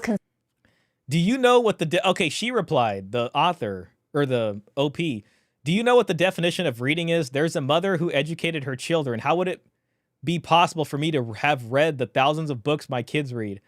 That is because when you become a good reader, there is something called skimming that you can do. People must be careful with their words and understand definitions. Yeah, I mean, you could just open up probably one of these books and read a couple paragraphs and then hear about the milking farm and be like, yeah, this isn't the book, you know? So, you know, you don't got to read them all, basically. Oh, she's back. So you've skim read a few romance books and decided the entire genre is corn? That's a pretty broad assumption to make about millions of books and readers. It's interesting that stories about women being treated with kindness, respect. That would be like a guy arguing on the other end. So you've watched a couple of nudie videos and you're saying the entire website is that? Okay. Go ahead, just paint the whole audience as a bunch of pervs, you know? All right.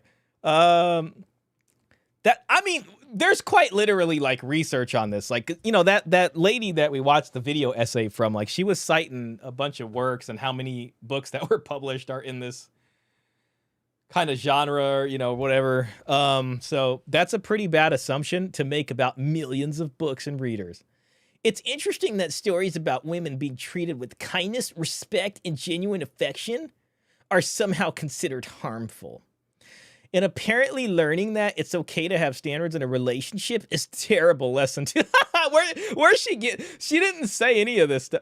Also, sexual relationships are a normal part of adulthood. Reading about them in fiction doesn't corrupt people any more than reading crime novels. Turns people into criminals. Well, this lady better be there to defend, you know, Grand Theft Auto 6 when it comes out, when, you know, the people come out and say it's a bad influence. Maybe the issue isn't romance. No, romance books are, listen, even the not smut ones, the romance things, I don't know. But you know what? I have another video to watch about romance that we're going to see after this. Maybe the issue isn't romance books. Maybe it's the assumption that anything written primarily for women can't possibly have value. Don't exactly know what you are trying to prevent your daughters from learning here. I actually didn't make it this far in the thread. I am not trying to be disrespectful, but you are young. Hopefully one day you will understand what I am saying. Feel free to read the comments of other people's experience and see what they say. Of course, I'm sure you're not trying to be disrespectful. You've built quite the online persona and you clearly understand how engagement works. After all, when roughly 1 in 4 fiction books sold is a romance novel, what better way to generate? Yeah, so she's going on. Yeah, I always only watch Corn for Science and be able to form an educated opinion about it. Okay, a female magic insight trump card. Or insert insight. You say you're not going to make a statement on them immediately after making sweeping statements about... Man, there's a lot of people defending the smut books. Fantasy media can absolutely shape expectations, emotional conditioning, arousal patterns, attachment styles, and dissatisfaction with reality. That's true across genders and formats. Some people do use romance novels compulsively, escapistically, or in ways that distort expectations of a... But your argument falls apart when you move from fantasy media can influence people to all romance is pornography. You collapse an enormous category of literature into something. Men consume fantasy constantly too. Power fantasies, violence fantasy. You know what's crazy is that most of the nudie videos that women watch are actually these things, like power fantasies and violence fantasies. It's kind of not the men. So I don't know, she's kind of tripping. Idealized masculinity fantasies. Yeah, so that goes on. Gosh, and it goes on for a whole other comment. Gosh. Okay. Okay, yeah. So a lot of people, you know, they're upset. All right, okay, so that's there. Okay, we got one more. Let me just get rid of. Dang it, no. Okay, wait, actually we got two more because we got Melville Dynamics, who I like. Melville Dynamics, this says, man makes $250K but won't propose until his girlfriend pays $90K debt.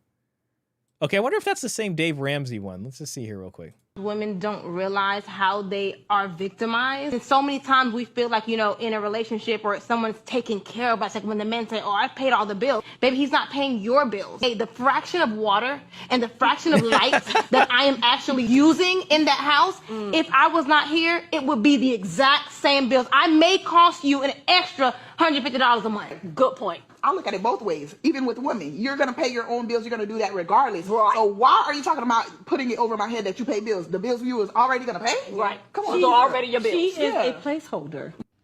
Yo, shout out to that man for not letting a woman sucker him into marriage. Yes, he makes $250,000 a year, but she has $90K in debt.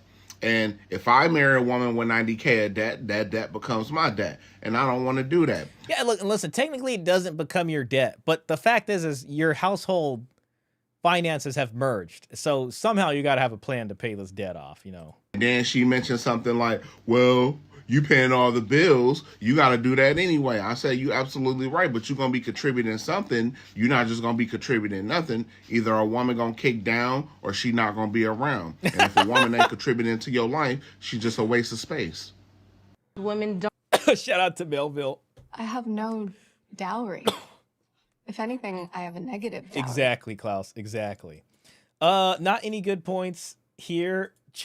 Charge her for the fart air pollution of the relationships. Yeah, I mean, but they, you know, she's really making a real nice case there, but, you know, probably gonna be a little bit more than that. Nah, it's crazy how much people will defend smut. It really is. Yeah, that part was nuts.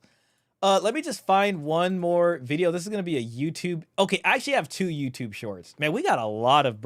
I spent a lot. I hate to admit it, but yeah, I spent a lot of time this week just you know,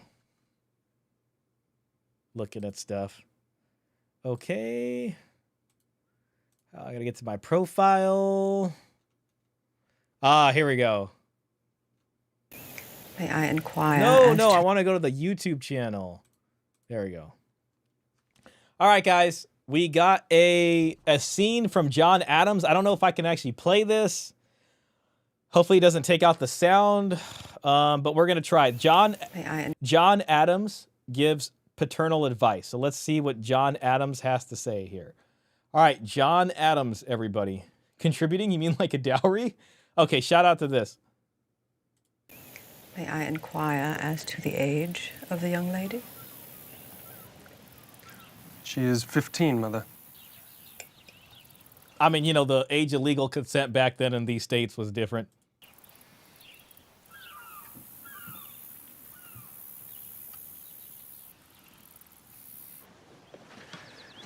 All right, father-son talk right here, guys. Father-son talk.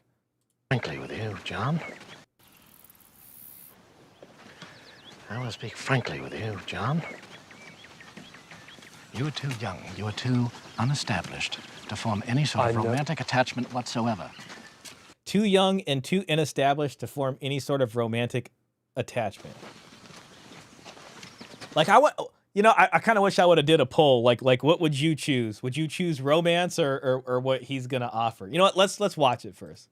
To excel in the field of the law, let alone become a man of position and prominence, you must work more hours than exist in the day and more days than exist in the week. I am well aware You of are the not. commit- Now, I indulge you more than your brothers, and there's a reason for that. Because you have a strong mind. And you have the temperament to succeed at whatever you set that mind to do. You've traveled the world, man. You could achieve distinction. But you have only to apply yourself. Now, I am willing to set you up in your own practice as of tomorrow with an annual stipend of £100. But you must cut off this romantic attachment immediately.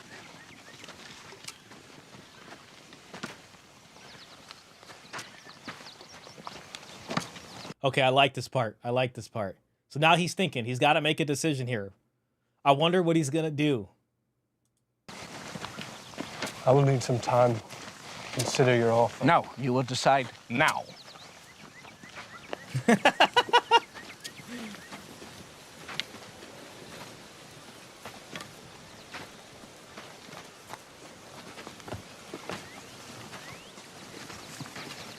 Very well, as you wish. Good boy.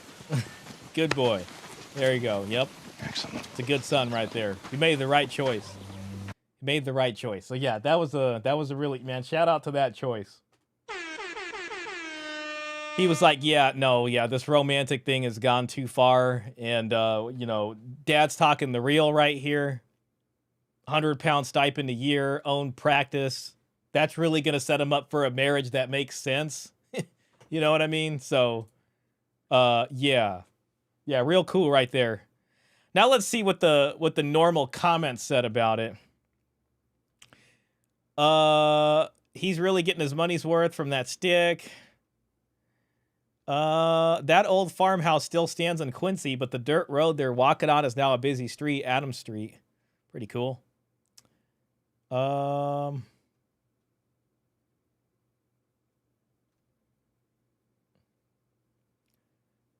Assuming this was 1788-89, JQA, John Quincy Adams, would have been 21 or 22 in the scene. Fairly standard age for the time.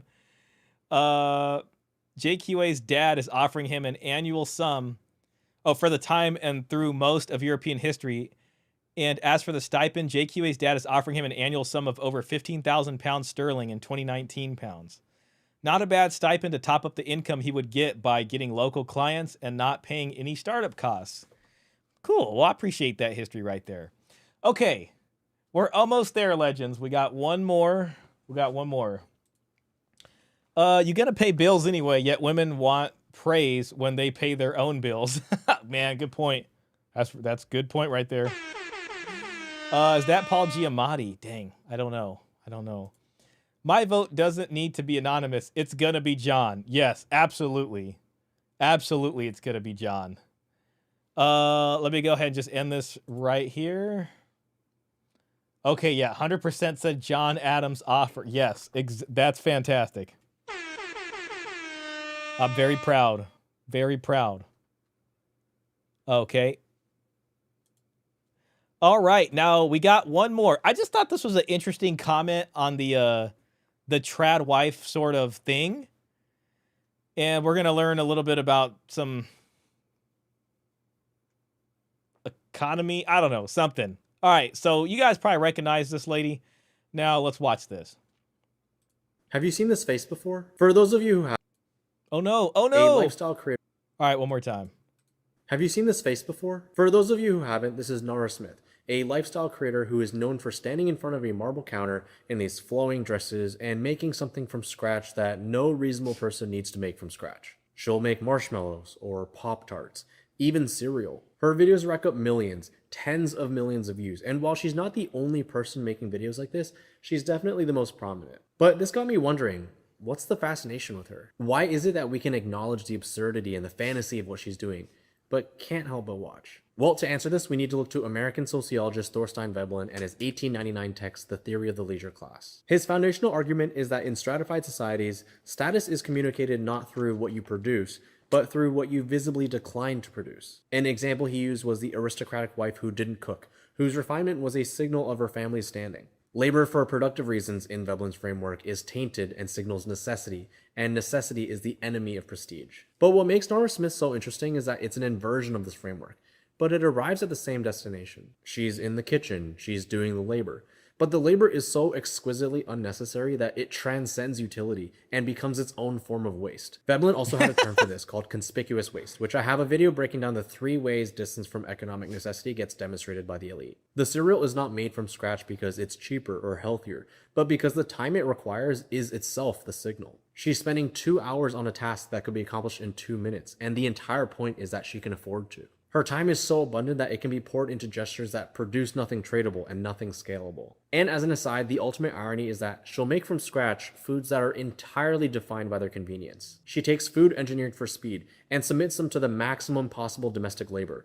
I just really appreciate this analysis right here. Like, it's making a lot of sense to me. Conspicuous waste in its purest form. But here's where it gets even weirder. The labor that signals conspicuous waste is also generating income. Her kitchen is a set. She has a specific wardrobe. The conspicuous waste is being monetized, which means it is in fact tradable, producing brand deals and sponsorships. The performance of Veblenian leisure is itself productive labor, and she is working quite seriously at the appearance of not needing to work. And by not positioning herself as an entrepreneur and instead a wife and mother, she's able to create an aesthetic coherence in her world, so her acts feel timeless rather than... Yeah, Odisu, thanks. Yeah, virtue signal maxing. I appreciate that right there. That's a pretty succinct way, I think, to kind of distill some of this.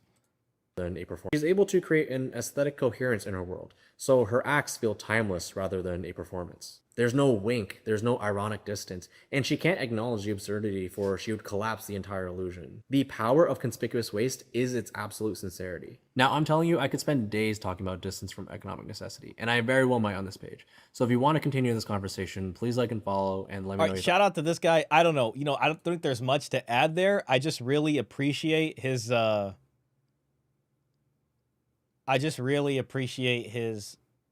breakdown. Like, I feel like we all learned something watching that, Let's go ahead and see what the comments say on that. This guy has no idea. Klaus, that's a fair... Is my chat not working?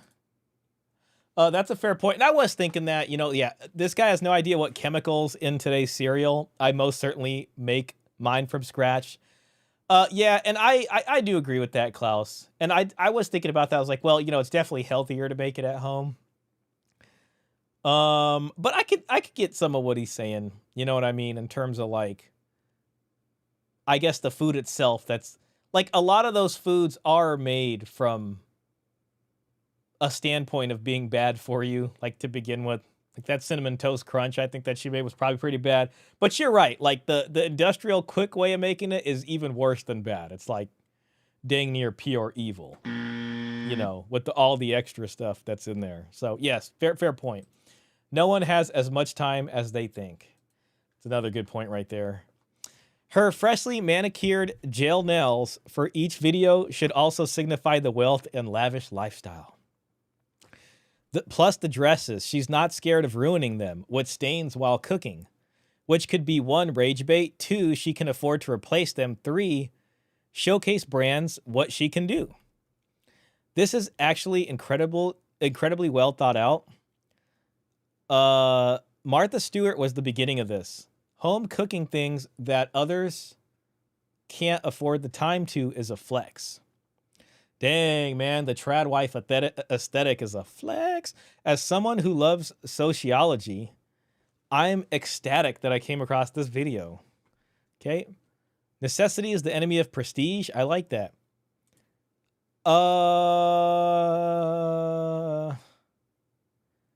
We'll try to read oh my God, and there's an edit.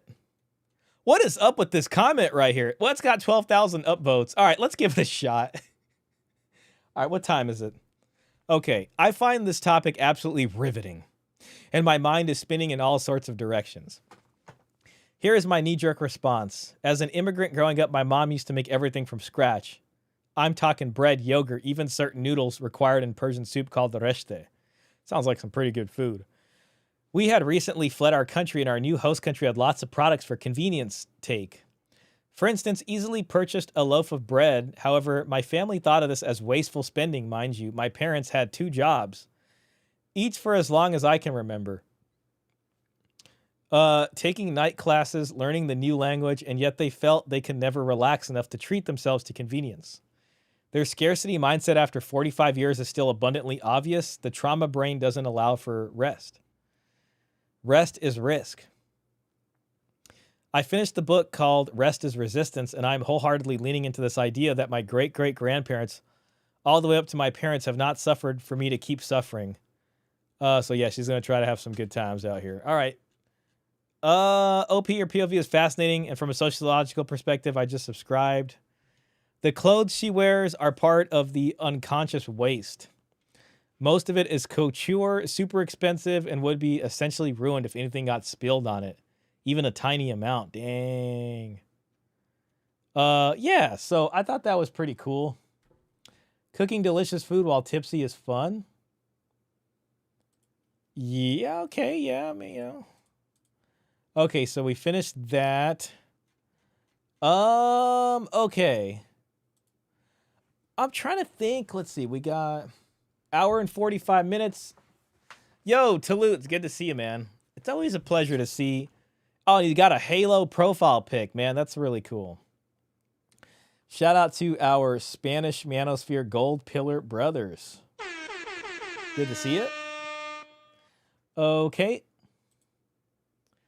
Okay. Guys, I'm kind of, instead of watching another court video, I kind of want to watch a video by Strong Successful Male. And this video, it's basically about a guy who caught his sister cheating and then told her husband about it. But, you know, I thought it was an interesting listen to, so maybe we could do that. My energy levels are probably kind of fading a little bit here. So this might be the last one. We definitely did a lot more brain rot videos than I expected us to. Let me see. Oh, God, yeah, okay. Everything seems to be working fine, which is good. All right, legends, let's watch this video, and then we'll call it.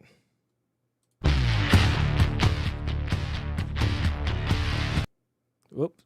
So for today, I wrote an email that was sent from a subscriber. This is from a guy. He is 38 years old. He is a bachelor.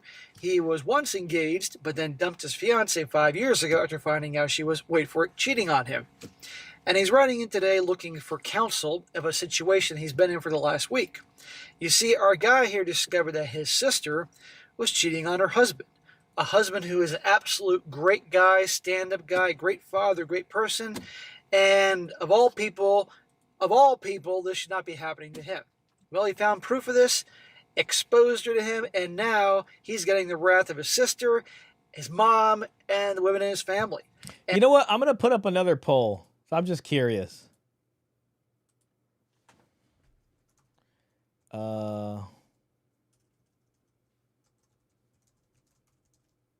Let's see.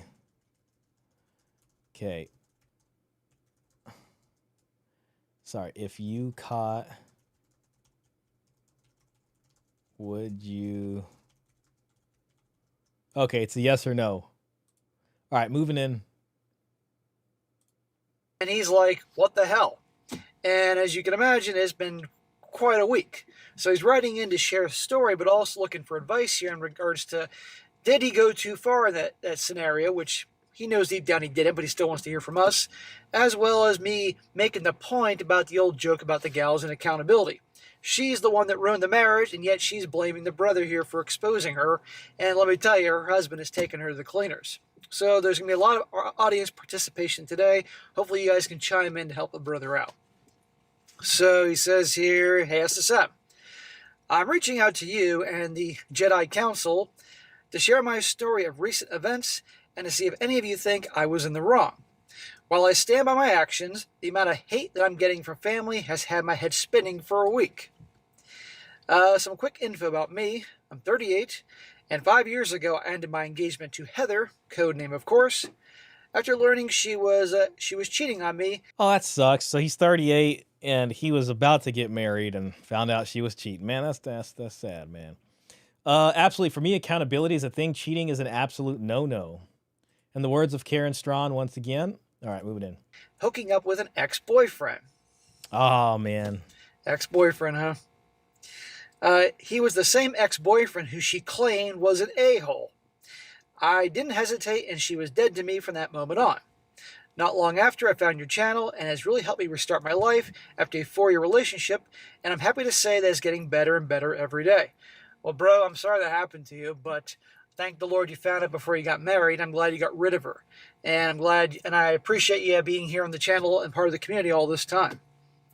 But now after what happened, and by the way, knowing what's going to happen here, you would think after what happened to you and how she was your ex-fiance was cheating on you, your sister wouldn't be doing such a thing.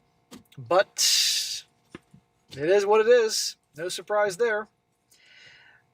Enter my older sister, Brandy.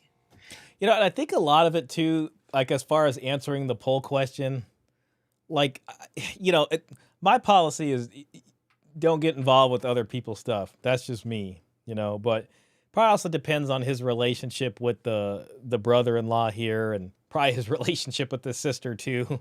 So that probably comes into play. If a man cheats, he's a dog, full stop. If a woman cheats, well, she must have had a good reason. Gosh, that doesn't say gynocentrism. I don't know what does. Rubber City 1, shout out to you, man. Nice house in that profile picture. So now if you pay all the bills, she only uses $150 per month. But when it's child support, they get $500. And it's still not enough to cover a child. Yeah, that's a good point right there. All right, moving in. She and Jack have been married for 17 years. Dang, 17 years. Daughters together, 15 and 6.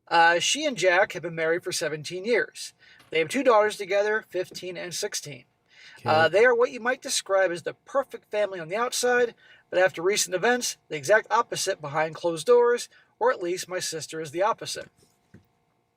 My brother-in-law and I are close, and he is 100% one of the most upstanding people I've known in Okay, so brother-in-law and him are close, and he really, you know, appreciates my him. life. He's a hardworking guy and loyal husband to my wife. He's a great father to my nieces, and will do anything. I think he meant loyal husband to his sister, but you know. For anyone. I sometimes wonder if he ever sleeps, as he has managed to have a successful career, providing for all of them, makes time to go to my niece's varying sporting events, etc. Wow, sounds like takes super my sister dad. out regularly. Also, of course, he takes care of the house and is there to help and support friends and So he's working, doing all this stuff, and he's taking care of the house and going to the daughter's games and stuff. family. And takes care I of the have to wonder extended if he family. sleeps as well. This guy sounds like a great guy, and don't get me wrong, no guy should be cheated on and treated that way, especially a dude like this. And so I can see how absolutely you tell him what you discover. With all this in mind, he is the last person who should ever have what happened to him happen to him. Well, about a week ago, my entire extended family was attending our annual Memorial Day party. We have this every year to kick off the summer and catch up with everyone. Essentially, this event is a mini family reunion that we all look forward to each year. Sounds like a pretty fun time. This is always held at my parents' home as they live in the country, have a big pool, a lot of land, and put up a volleyball net, etc. We all look forward to this event as an excuse to drink, gorge on burgers and hot dogs all day, and not have to go to work the next day. So you have the big Memorial Day on Sunday, which most people do. Cool. All the kids in the family love it as they just swim all day and play. Did I mention that I'm 1 out of 5 kids? I have 7 nieces and nephews ranging from 7 years old to 16 years old.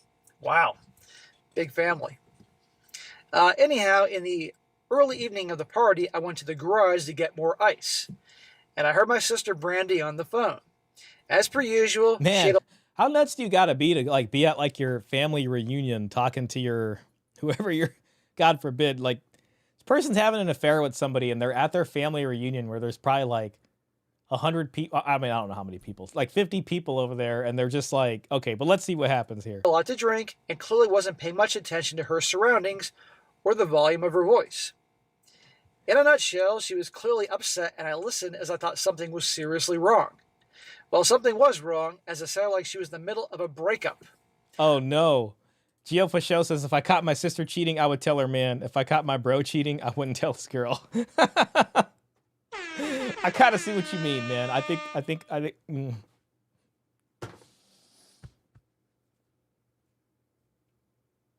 Yeah, I understand is all I'm trying to say here. Shout out to you, man. Have a good one, guys. See ya. Take it easy, Wakefophobic. Okay, let's move in. I heard her say things like, "But I love you." And Oh my we gosh. can make it work. As I said, I never had any tolerance for cheaters, especially after it happened to me. Yeah, he had that happen to him. Now I'm hearing that my older sister is clearly cheating on not only a great guy, but also a good friend of mine. I cannot begin to tell you how pissed off I was. Yeah, exactly. And your sister obviously Heck knew yeah. what happened in your previous relationship, but she probably blamed it on you. Oh, I bet. Yeah, well, you know, it's just like Oikophobic was mentioning. Must have had a good reason. And imagine the lucky timing that you went out in the garage and overheard all this. Otherwise, what's going on would continue on, and your brother-in-law would have no idea. So I backed away and remained calm until I could figure out how I was going to handle the situation. It wasn't long until she was back at the party. There was probably near 50 people there, so it was easy for her to not be missed. Eventually, she came back to join the party, and her acting was Oscar-worthy. She was drunk, but the acting was really good. She was hugging Jack, her husband, and acting like the good wife. Meanwhile, 25 minutes ago, was crying with all the I love you crap with some random guy. I've said this countless times, guys. They're great actresses. Even trash they can put on the act. And this is all going on at the family freaking Memorial Day party. Like she could have done this earlier, but nope. Meanwhile, her husband has no idea. Well, I wanted to call her out right then and there. Even though Jack and I were close, she and I never really were. At best, we got along, but that goes back to childhood issues, where she was the golden child. She's the oldest kid, and I Here it goes. didn't like His sister probably like bossed him around and stuff, you know, when he was a kid. it that I didn't treat her like she was the queen. Okay, now this is going to explain some things as to how things go later on with your family. Your cheating sister was the golden child, the oldest, and hence, therefore, got a bit of an ego. Well, I knew if I confronted her without any concrete proof that she would deny everything and I would end up looking like the bad guy. You're right. Remember, she was still and is the golden child, especially with my mother. So I put on the best act that I could, ate burgers. So she's the golden child with the mother. Kind of almost makes you question the mother also, but yeah, who knows? I don't know. With the family. Maybe not. And kept an eye on her until she hopefully put her phone down. Well, a few hours went by. Okay, so brother's devising a plan to get a hold of her phone. Okay. And it was dark, and my sister had more booze in her system, and she put her purse down on one of the picnic tables and was in the hot tub with other family members. Jackpot. Perfect timing. She's in the hot tub, drunk. She ain't paying attention. I'm kind of surprised she didn't bring her phone with her. But then again, if she brought her phone with her and put it by the hot tub and it was going off with that guy, other people would see it. So she tucked it away in her purse. Well, I went over to the table and carefully took out her phone and went into the house. I figured that if she suddenly wanted her phone, she would stumble around drunk for a while before figuring anything out. I went in the house and secluded myself in the bathroom. I then went on her phone and, to no surprise, it needed a password. Of course. Well, my sister is, to put it mildly, a tech dumbass, and it wasn't too difficult to figure out her passcode. It was my oldest niece's birthday. Well, you know, it's almost like unbelievable that he figures out the code, but I guess it's possible. You know, a lot of people do use stuff like that, I guess. So, I guess it's believable. Come up with a more creative password, guys. I mean, it's amazing to me. It's the anniversary or the anniversary or the dog's birthday or the cat's birthday or adoption day for the cat or the dog or the birthday of the kids. Might as well be 1, 2, 3, 4, 5, like in Spaceballs. Well, after getting into her phone, I looked at her recent messages. There were names that I recognized, but saw one from earlier in the afternoon that said Melissa/work. I opened up anyway, and there we had it. Clearly, it wasn't from Melissa, unless it's a guy named Melissa. Wow. Okay, yeah. So name some fake name in the phone. I guess that's part of the territory. Govind Zacharias says, I would cut ties with my sister and tell her she is a shame to the family. Shout out to you, man. Shout out to you. Thanks for being here. Okay, I'll end the poll after the video, just to give people time. They do that a lot. I've heard that a lot of times. Like the guy they're cheating on with will give a girl's name to throw off suspicion in case like the husband sees it pop up. It's kind of stuff like you don't think about, like if you're not married or you're not in a relationship, but yeah, it's just the kind of sneaky stuff people go through. Fake names on the phone. Well, there in front of me was all the proof I needed. Clearly, this has been going on since last year. I scrolled through the messages and saw pictures that they sent to each other. Pictures that no brother wants to see of his sister. Oh, God. Oh, no. I can only imagine. There were endless plans to meet up, talking about their activities, etc. Today's messages was about him ending things with her as his wife was catching on to his activities. That explains her drama fest earlier in the garage. Oh, poor girl. Man, that's crazy. So the other guy's married too. See, now I'm starting to like remember some of the Dr. Grande videos that we've reacted to before. What a snake. And again, your brother-in-law is such a great guy, as you said. That's so Well, messed up. I don't care if she's his sister or not. This guy doesn't deserve this. And this goes beyond bros before garden hose. This is just decency. I was furious, but I took snapshots on my phone of everything that I needed to expose her without any possible way that she could talk or cry her way out of it. And she would try, guaranteed, man. After that, I snuck back to the picnic table and returned her phone. It was about 15 minutes in total, and the bitch never noticed I was gone. She was still being loud and drunk in the hot tub. Well, I then said my goodbyes to everyone and went home to figure out how I was going to go about dropping this bombshell that will most certainly end her marriage. I didn't feel bad for her. I felt bad for Jack and my nieces. No matter what, their lives are about to be turned upside down. Yeah, that's the thing. I mean, nobody wants to deliver awful news, but your brother-in-law deserves to know. And the thing is this, is that it's a possibility that he could hate you for this. Associate this whole thing with you, even though you didn't do anything. But that's the scary part about all that. You know what I mean? It's like you come in there and say that, and then like say the husband forgives her and they stay together. I mean, even like say it's just for the sake of the kids. Like it could put you in a bad position. You know. I mean, I would imagine you'd want to know. I would imagine all guys would want to know. Well, that's where I think it really depends on the relationship you have with these folks. Next morning, so this is last Monday, Memorial Day. Technically, it was Memorial Day last Monday when this went down because the party, I guess, was a Sunday.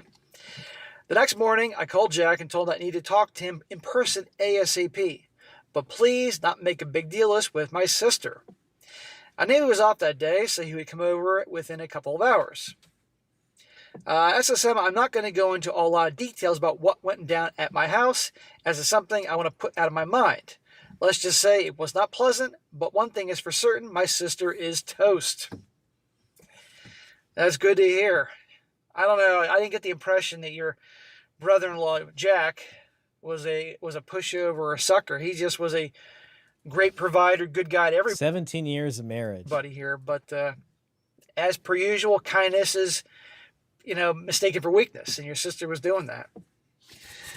Jack took it really hard and didn't want to believe it at first. But after the proof that I got from her phone, there was no denying what was going on. This is why you got to get evidence, guys. I honestly think he was more upset at the betrayal to both him and my nieces as opposed to him having his heart broken. I mean, let's be honest, they've been married 17 years, and I never got the feeling he was deeply in love with her. He was basically content with... Man, see, that's the key. That's why he's able to do what he's got to do, you know. That's an interesting thing right there. The guy wasn't like on the romance level stuff. Being a good husband and father, now that's over. Oh boy, you just unleashed a shitstorm, but you did the right thing, man. I'm telling you right now. Well, a few hours later, the torches and pitchforks started to come out. Not for my sister, but for me. See, that's another thing too, because like, say you're the one who said something, and like, yes, they're the ones who did something bad. And what if they did something like, what if they harmed themselves? You know what I mean? Because the situation's so bad, and then you're thinking like, damn, you know, maybe I shouldn't have said, you know what I mean? Like, shouldn't have probably gotten involved, you know? I don't know. Clearly, Jeff. Divorce is brutal. It's funny looking at it from the outside. What's even more brutal is if you make all the money, you lose 75% of your paycheck until kids age out, and you lose a half the 401k in the house. Yep. We were reading a Reddit thread when the stream began. That was pretty much that. It's a $500,000 for that guy, not including the child support. Klaus says, guys, old school, reading from printed paper. I can respect it. Jack wasted no time in confronting my sister, and now she is blowing up my phone. There were calls, voicemails, and text messages. I didn't want to... You know, I mean, one thing that I guess he could have did and maybe asked his brother-in-law is say, hey, how about you check through her phone, here's the passcode, and find the proof, and then just tell her that you found out because you looked in her phone. Like, don't say I told you. Like, that's an option. You know what I mean? But I don't think they went that route. I didn't want to hear her screaming BS, as I could see she was losing it in the text messages. I saw messages with things like, how could you? Or, you ruined my marriage. Or, you're my brother and you betrayed me. Bitch, you ruined your marriage. Then I started getting calls from my mom, which is pretty much the same thing. Oh, Remember wow. how my sister was and is the golden child. That's so crazy that the mom's like already like, you know. It was truly unbelievable. She was having an affair. The mom is sitting there like, oh, great. You know, now she's going to need to live back here or something. Who knows? I don't know where she's going to. On a truly great guy, I rightfully told him and provided evidence, and I'm the one who supposedly ruined her marriage. As you say, women in accountability. See? Never ceases to amaze me. But we're not done yet because there's going to be a lot of torches and pitchforks coming to him from other women in the family. She did that.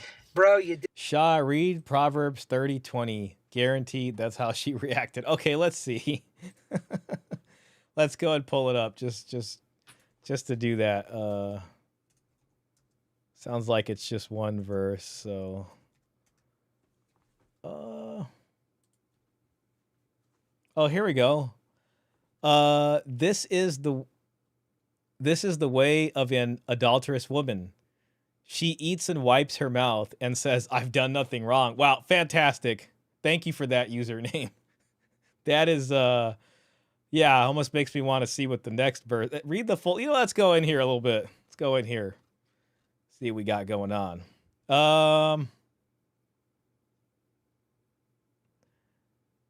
Under 3 things the earth trembles, under 4 it cannot bear up, a servant becomes king, a godless fool who gets plenty to eat, a contemptible woman who gets married, and a servant who displaces her mistress.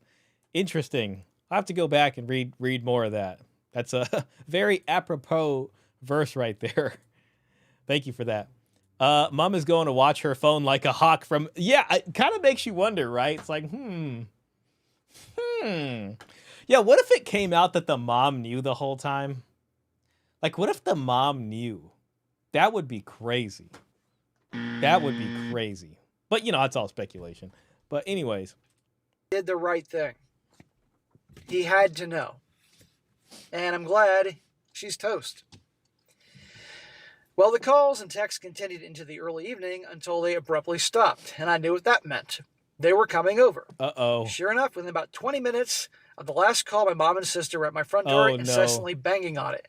My dog, who normally loves my parents, was growling. Yeah, your dog knew that this was not good. And I bet you if you open that door, your dog would be like, "Rah!" Turn into a fucking werewolf at them. Well, knowing I had to deal with this, I put my dog in my bedroom and opened the door. My sister was red in the face and started screaming at the top of her lungs, all the same crap in her messages. My mom wasn't far behind.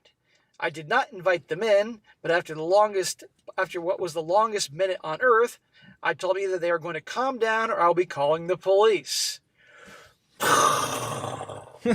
Yeah, women love it so much when you tell them to calm down, even if it's warranted. Well, that only infuriated both of them more. Yeah, think Nagasaki. This is the fallout right here. I think the story's pretty recent too, so it's like this is all ongoing for him, you know? I then pulled out my phone and put in 911. I said to them as clear as day, I'm asking you to leave. If you Wow. do not, I'll be forced to call the police and ask them to escort you off the property. I also reminded them that the Ring camera that I have in the doorbell has other parts of the property. I can't remember if he said if his dad was there or not. Maybe he did. Good, bro. I'm glad you're remaining as calm. It ain't easy to remain calm when people are screaming in your face and acting psycho and all that. You want to scream right back. But you got to be calm. And once again, good. Yeah. You got a camera.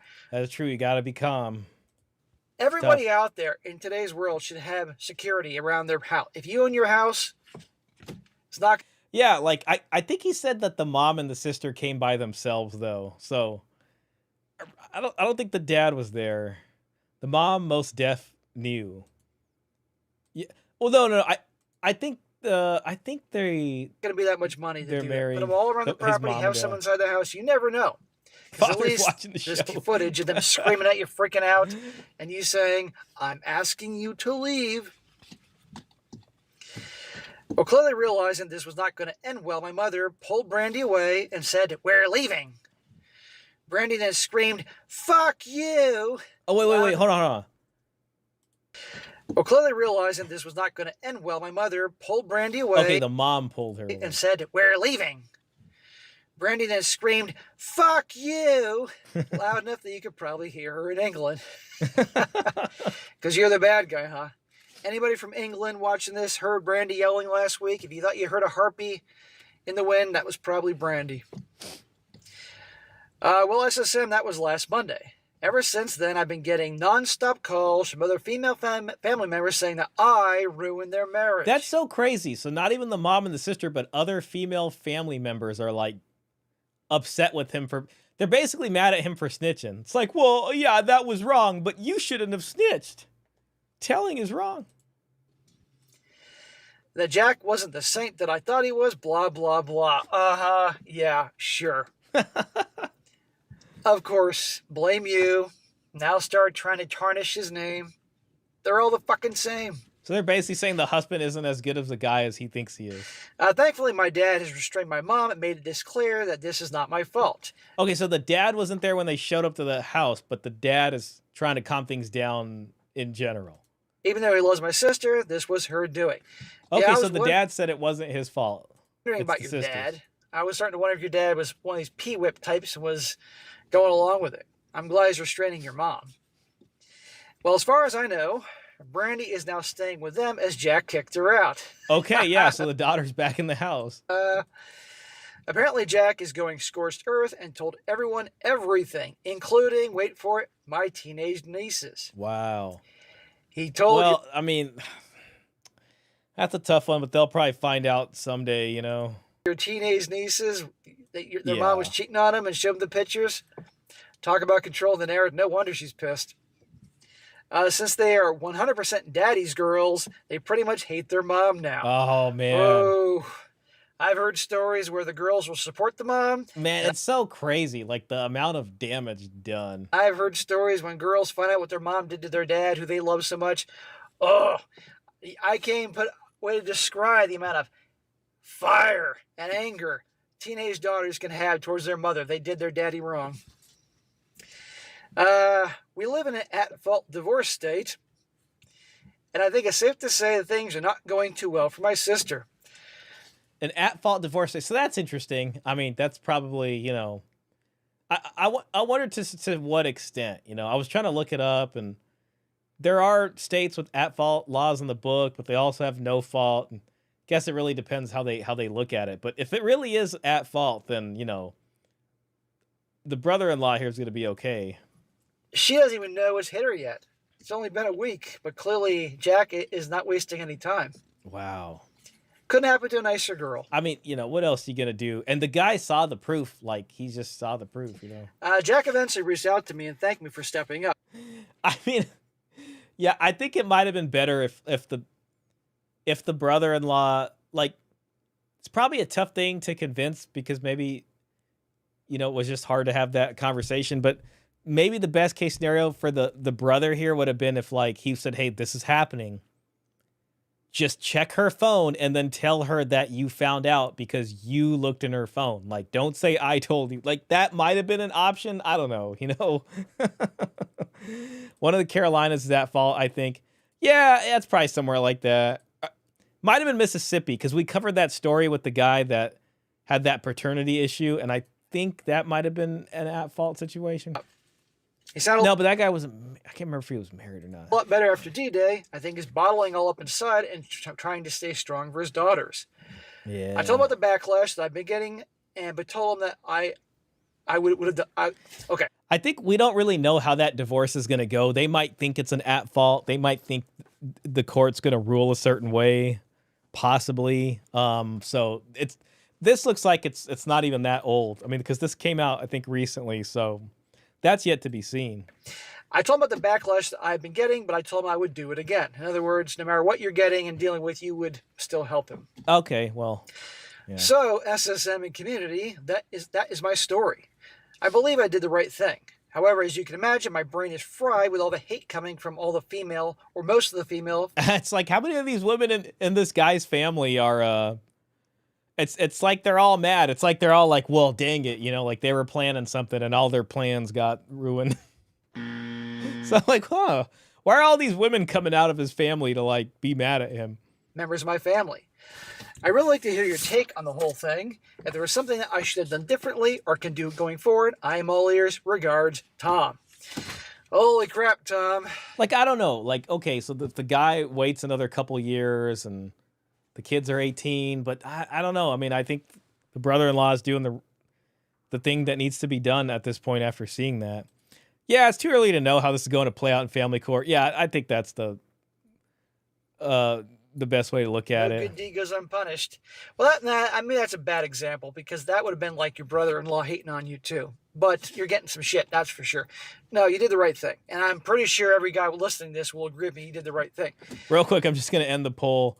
Looks like slightly more than half. So 52% said no. Yeah, and I typically lean towards no. That's me, I kind of get what Gio Fasho was saying though, for sure. But yeah, it just, man.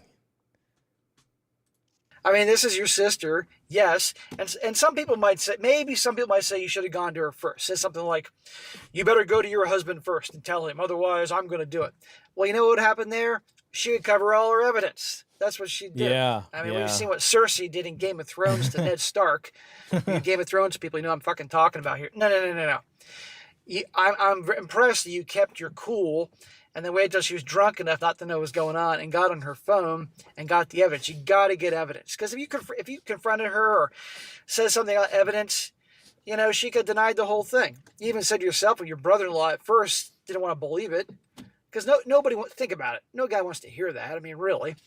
But you showed him the evidence. It was undeniable. But you did the right thing, and you did him a favor. And, I mean, it's possible he might associate you with this whole thing, and that could mess things up for a while. But I think a good guy like him eventually will come to terms and realize you did him a favor, But no, you did not ruin their marriage, dude. Don't listen to any of these fucking harpies that are telling you. I know you know this, but I guess when you get so many people coming at you, yelling and screaming and all that, it can fry anybody's brain. Of course, sadly, so many women are ganging up on you in the family. And this is after you got cheated on. This is why you're not married today, because you discovered your ex years ago, as you said, was cheating on you. And your sister... I guess back then, like, his own family members were giving him crap, I guess, even with that. ...is doing this. What were the female family members like when you dumped your ex-fiancé? Did they freaking yell at you for that too? I mean, I gotta tell you, man, I wouldn't be having anything to do with your sister, your mom, any of the female family members. In fact, I'd be telling them to fuck off and make it, or you could do something equally damaging, ignore them. Yeah, that's what he's kind of got to do. It'd be like, well, just don't cheat then. I don't know, but that's a tough one. They want the drama. Now, you didn't mention anything more about your dad other than the fact that he's, put your mom on a leash, at least for now, or the other male family members. And you never really said if you have all sisters and you, or you got brothers, but I would imagine there's some men in your family that are on your side here. But dude, you did the right thing. And if this guy is as much of a great guy as he is, some of these assholes need to wake the fuck up. And frankly, the female family members are giving you a hard time. If I'm their husbands, they ought to be, like looking at this thing here. So man, no. But I would frankly just, Own it. You did what you did, and it was the right thing to do. And it's not always easy to do the right thing. So let all hell break loose. Let them have their tantrums and everything. I'd say block them. And if anybody shows up on your property again, you didn't mention that again, you got security, you can call the cops and all that. But it looks like you won't be getting many Christmas cards or birthday cards from a lot of the family members. But frankly, fuck them. I mean, the brother-in-law could have did him a solid and just been like, well, like the brother of the sister could have gave him the password and say, here's the password. Just look in the phone. I'm telling you, it's under this contact. Believe me, bro. And then the husband could have did that, saw it for himself and then been like, what the hell is this? Who's Melissa? And your Memorial Day party sounds like a lot of fun. And then nobody would have suspected the brother. But, that does take a certain level of scheming and planning and, Fun and a big family bash. But since all these people are assholes, I'd rather have just a few family members to hang out with once a year than a whole bunch of them that turn out to be a bunch of assholes. But this is the crap that happens, guys. I mean, it's amazing how they stick together. I mean, and this makes me think that probably your sister isn't the only female family member that's been up to no good. Yeah. Their behavior well, there, I got to ask some serious questions about your mom. Oh, no. So, man, you did the right thing, and I know it was hard, but it was the right thing, and your sister's a fucking piece of shit. She deserves what's happening. She deserves what comes her way. And I love the fact that your brother-in-law kicked her out. The daughters are like teenagers, they said, so they can probably choose or, at least say who they want to live with. So they're probably going to want to live with dad since they know this. Yeah. And you're in an at-fault state. That'll make things a lot better. And since your nieces, you said are 15 and 16, I think. There you go. I think at this point, a divorce could drag out a year, and by then you're looking at they're 16, 17. And a lot of places will take into consideration Where judges, they want family to live. courts, Yeah. kids that age, who they want to live with, So they'll probably want to live hopefully, with dad. the way you described it, when your nieces are pissed at her, that ain't going to go anytime soon. So this is going to be interesting. So, man, you did the right thing. Hang in there. And so, guys, let me know what you think. I'm pretty sure I know what you're going to say. But our guy, since he's getting it from everywhere, all the hate and anger, let's give him some support. So in the comment section, let him know that he made the right choice. Any tips? Maybe you guys have been in a situation like this. This will help him. Really. This is why we're here. So, bro, I appreciate you writing in. We're here to help you. And if there's any updates in this situation with what you're dealing with, or hell with what your brother-in-law is dealing with, and you want to share the update, let me know down the road. It might be actually good for you to get it off your chest. And of course, I keep everything anonymous. So, man, good luck to you. You did the right thing. All right. Okay. Comment time. Okay. Any girl pissed at him should be investigated by their spouses. Let me just, yeah. Okay. Tolerating evil is not kindness. It's another form of evil. Blood is not thicker than morality. OP taught his sister the lesson that their parents should have taught her years ago. I would be very suspicious of dear old mom cheaters support other cheaters. Yeah, because the mom really came out supporting her. Like, a lot. So, that's kind of odd. The only thing that will overcome girl code is bro code. Keep it up, gentlemen. Okay. I would disown my family if they said any BS to me. And any husbands to the women in your family need to put the women in check and investigate these women thoroughly. Yeah, there is something going on. It's dodging accountability like Neo dodged bullets.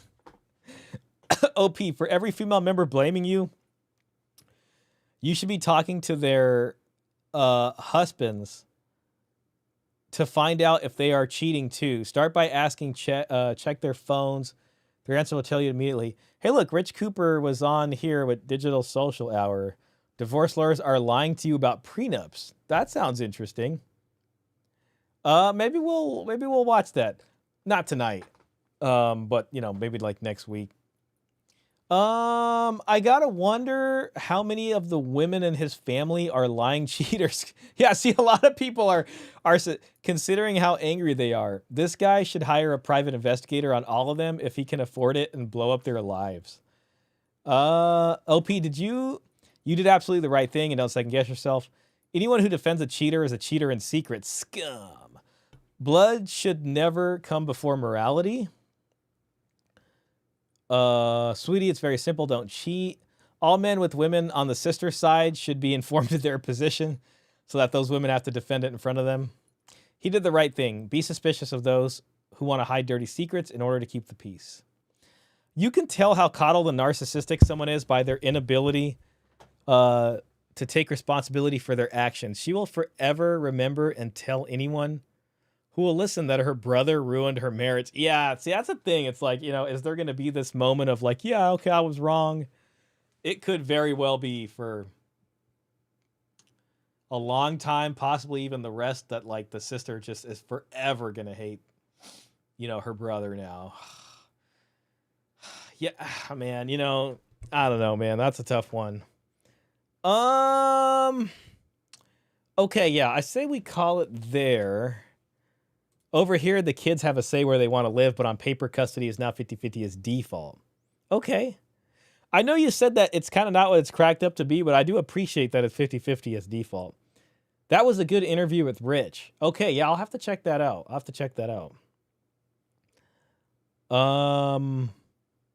Yeah, cool. Let's see. Let's go get some music on. I don't know why. I'm just feeling a little like low energy today.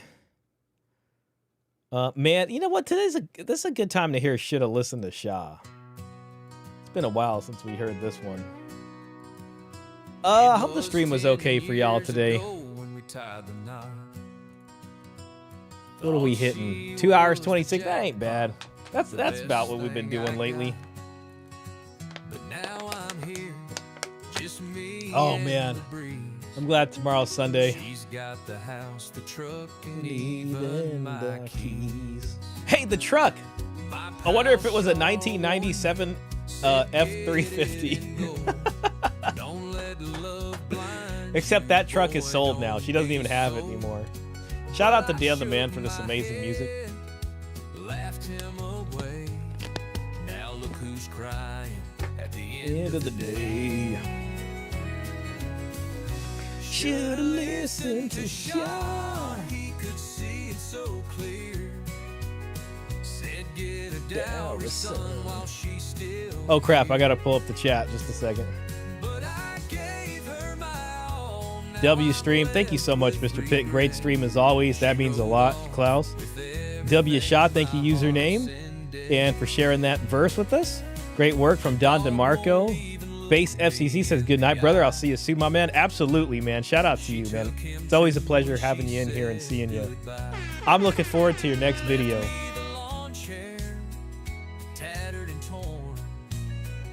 This is a certified gold pill classic hit right here. Man, yeah, I've been trying to lose some of the flab lately. Working on that. Oh man, I was doing push-ups in the park today, so I got that going for me. Man, I think last week I got $30 in donations. That means I might be able to open this Wario. The other man says, W stream. I missed part of the stream I was working out. No, hey, no worries, man. I appreciate you and all that you do. Hope the workout was good. I've been trying to do the same myself. I was doing some pull-ups today. Not gonna say they were the best form, but I think they could classify as pull-ups, so. The weather's better now around here. Man, I might want some fruit.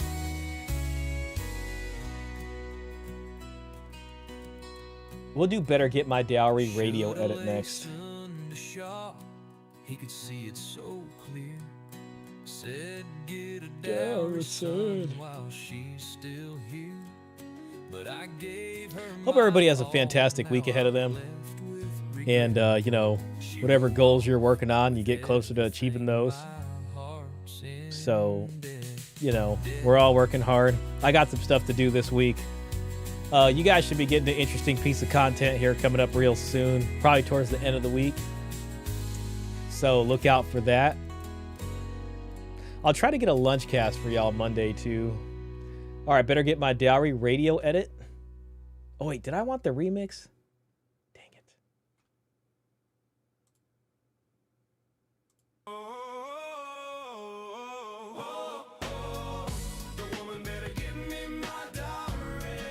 Wait, but there's a rap version of this, isn't there? I like this one. They're both good. That's the good thing about a home gym. I can work out while watching the stream. Man, that's the best. I really need to turn this train around here. Like, it's not horrible for me, but I was letting myself go past few weeks. This winter was very cozy. So I'm done with that. Effing love this song. Thank you, Gio, for the show. Gio, man, I can't remember who made this one. It might have been you, Gio. Forgive me if I can't remember. It might have been Mr. Pitt, too. I really don't remember. Mounted an old TV on the wall, too. Man, that sounds like a tight gym. Klaus is doing it big, man. The Porsche. He got the Porsche as a dowry. Got a, nice woman that he's seeing. Got the home gym. Drinks coffee. Good times. Home gym would be great. What's the dowry situation looking like?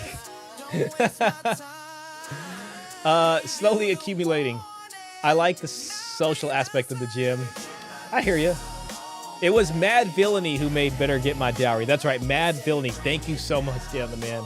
We haven't seen him in a while. I hope he's doing well. Shout out to Mad Villainy for this absolute certified gold pill classic hit.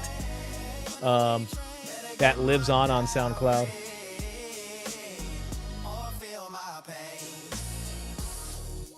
Too good right there.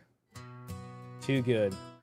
Well, I don't know how to make AI songs, but I'd love to learn how to do it. Well, if you're in the Discord, some of the folks in there, Luke, Mr. Pitt, DM the Man, they share them sometimes. I think DM the Man's cranking one out right now. I will let y'all go, man. Salute, gold pillars. And let's get down to brass tacks. I'm an introvert. I love to avoid social aspect. Man, I hear you. And shout out to the introverts out there. Shout out to all the introverts out there who hang out with us. So, yeah, where's my brass tack? We haven't played that one in a while, actually. Man, I actually haven't seen that in a long time. What's the dowry? Oh, at this one. Which one? Oh, no, it is this one. What's the dowry situation? Exactly. Let's get down to brass tacks here. All right, guys.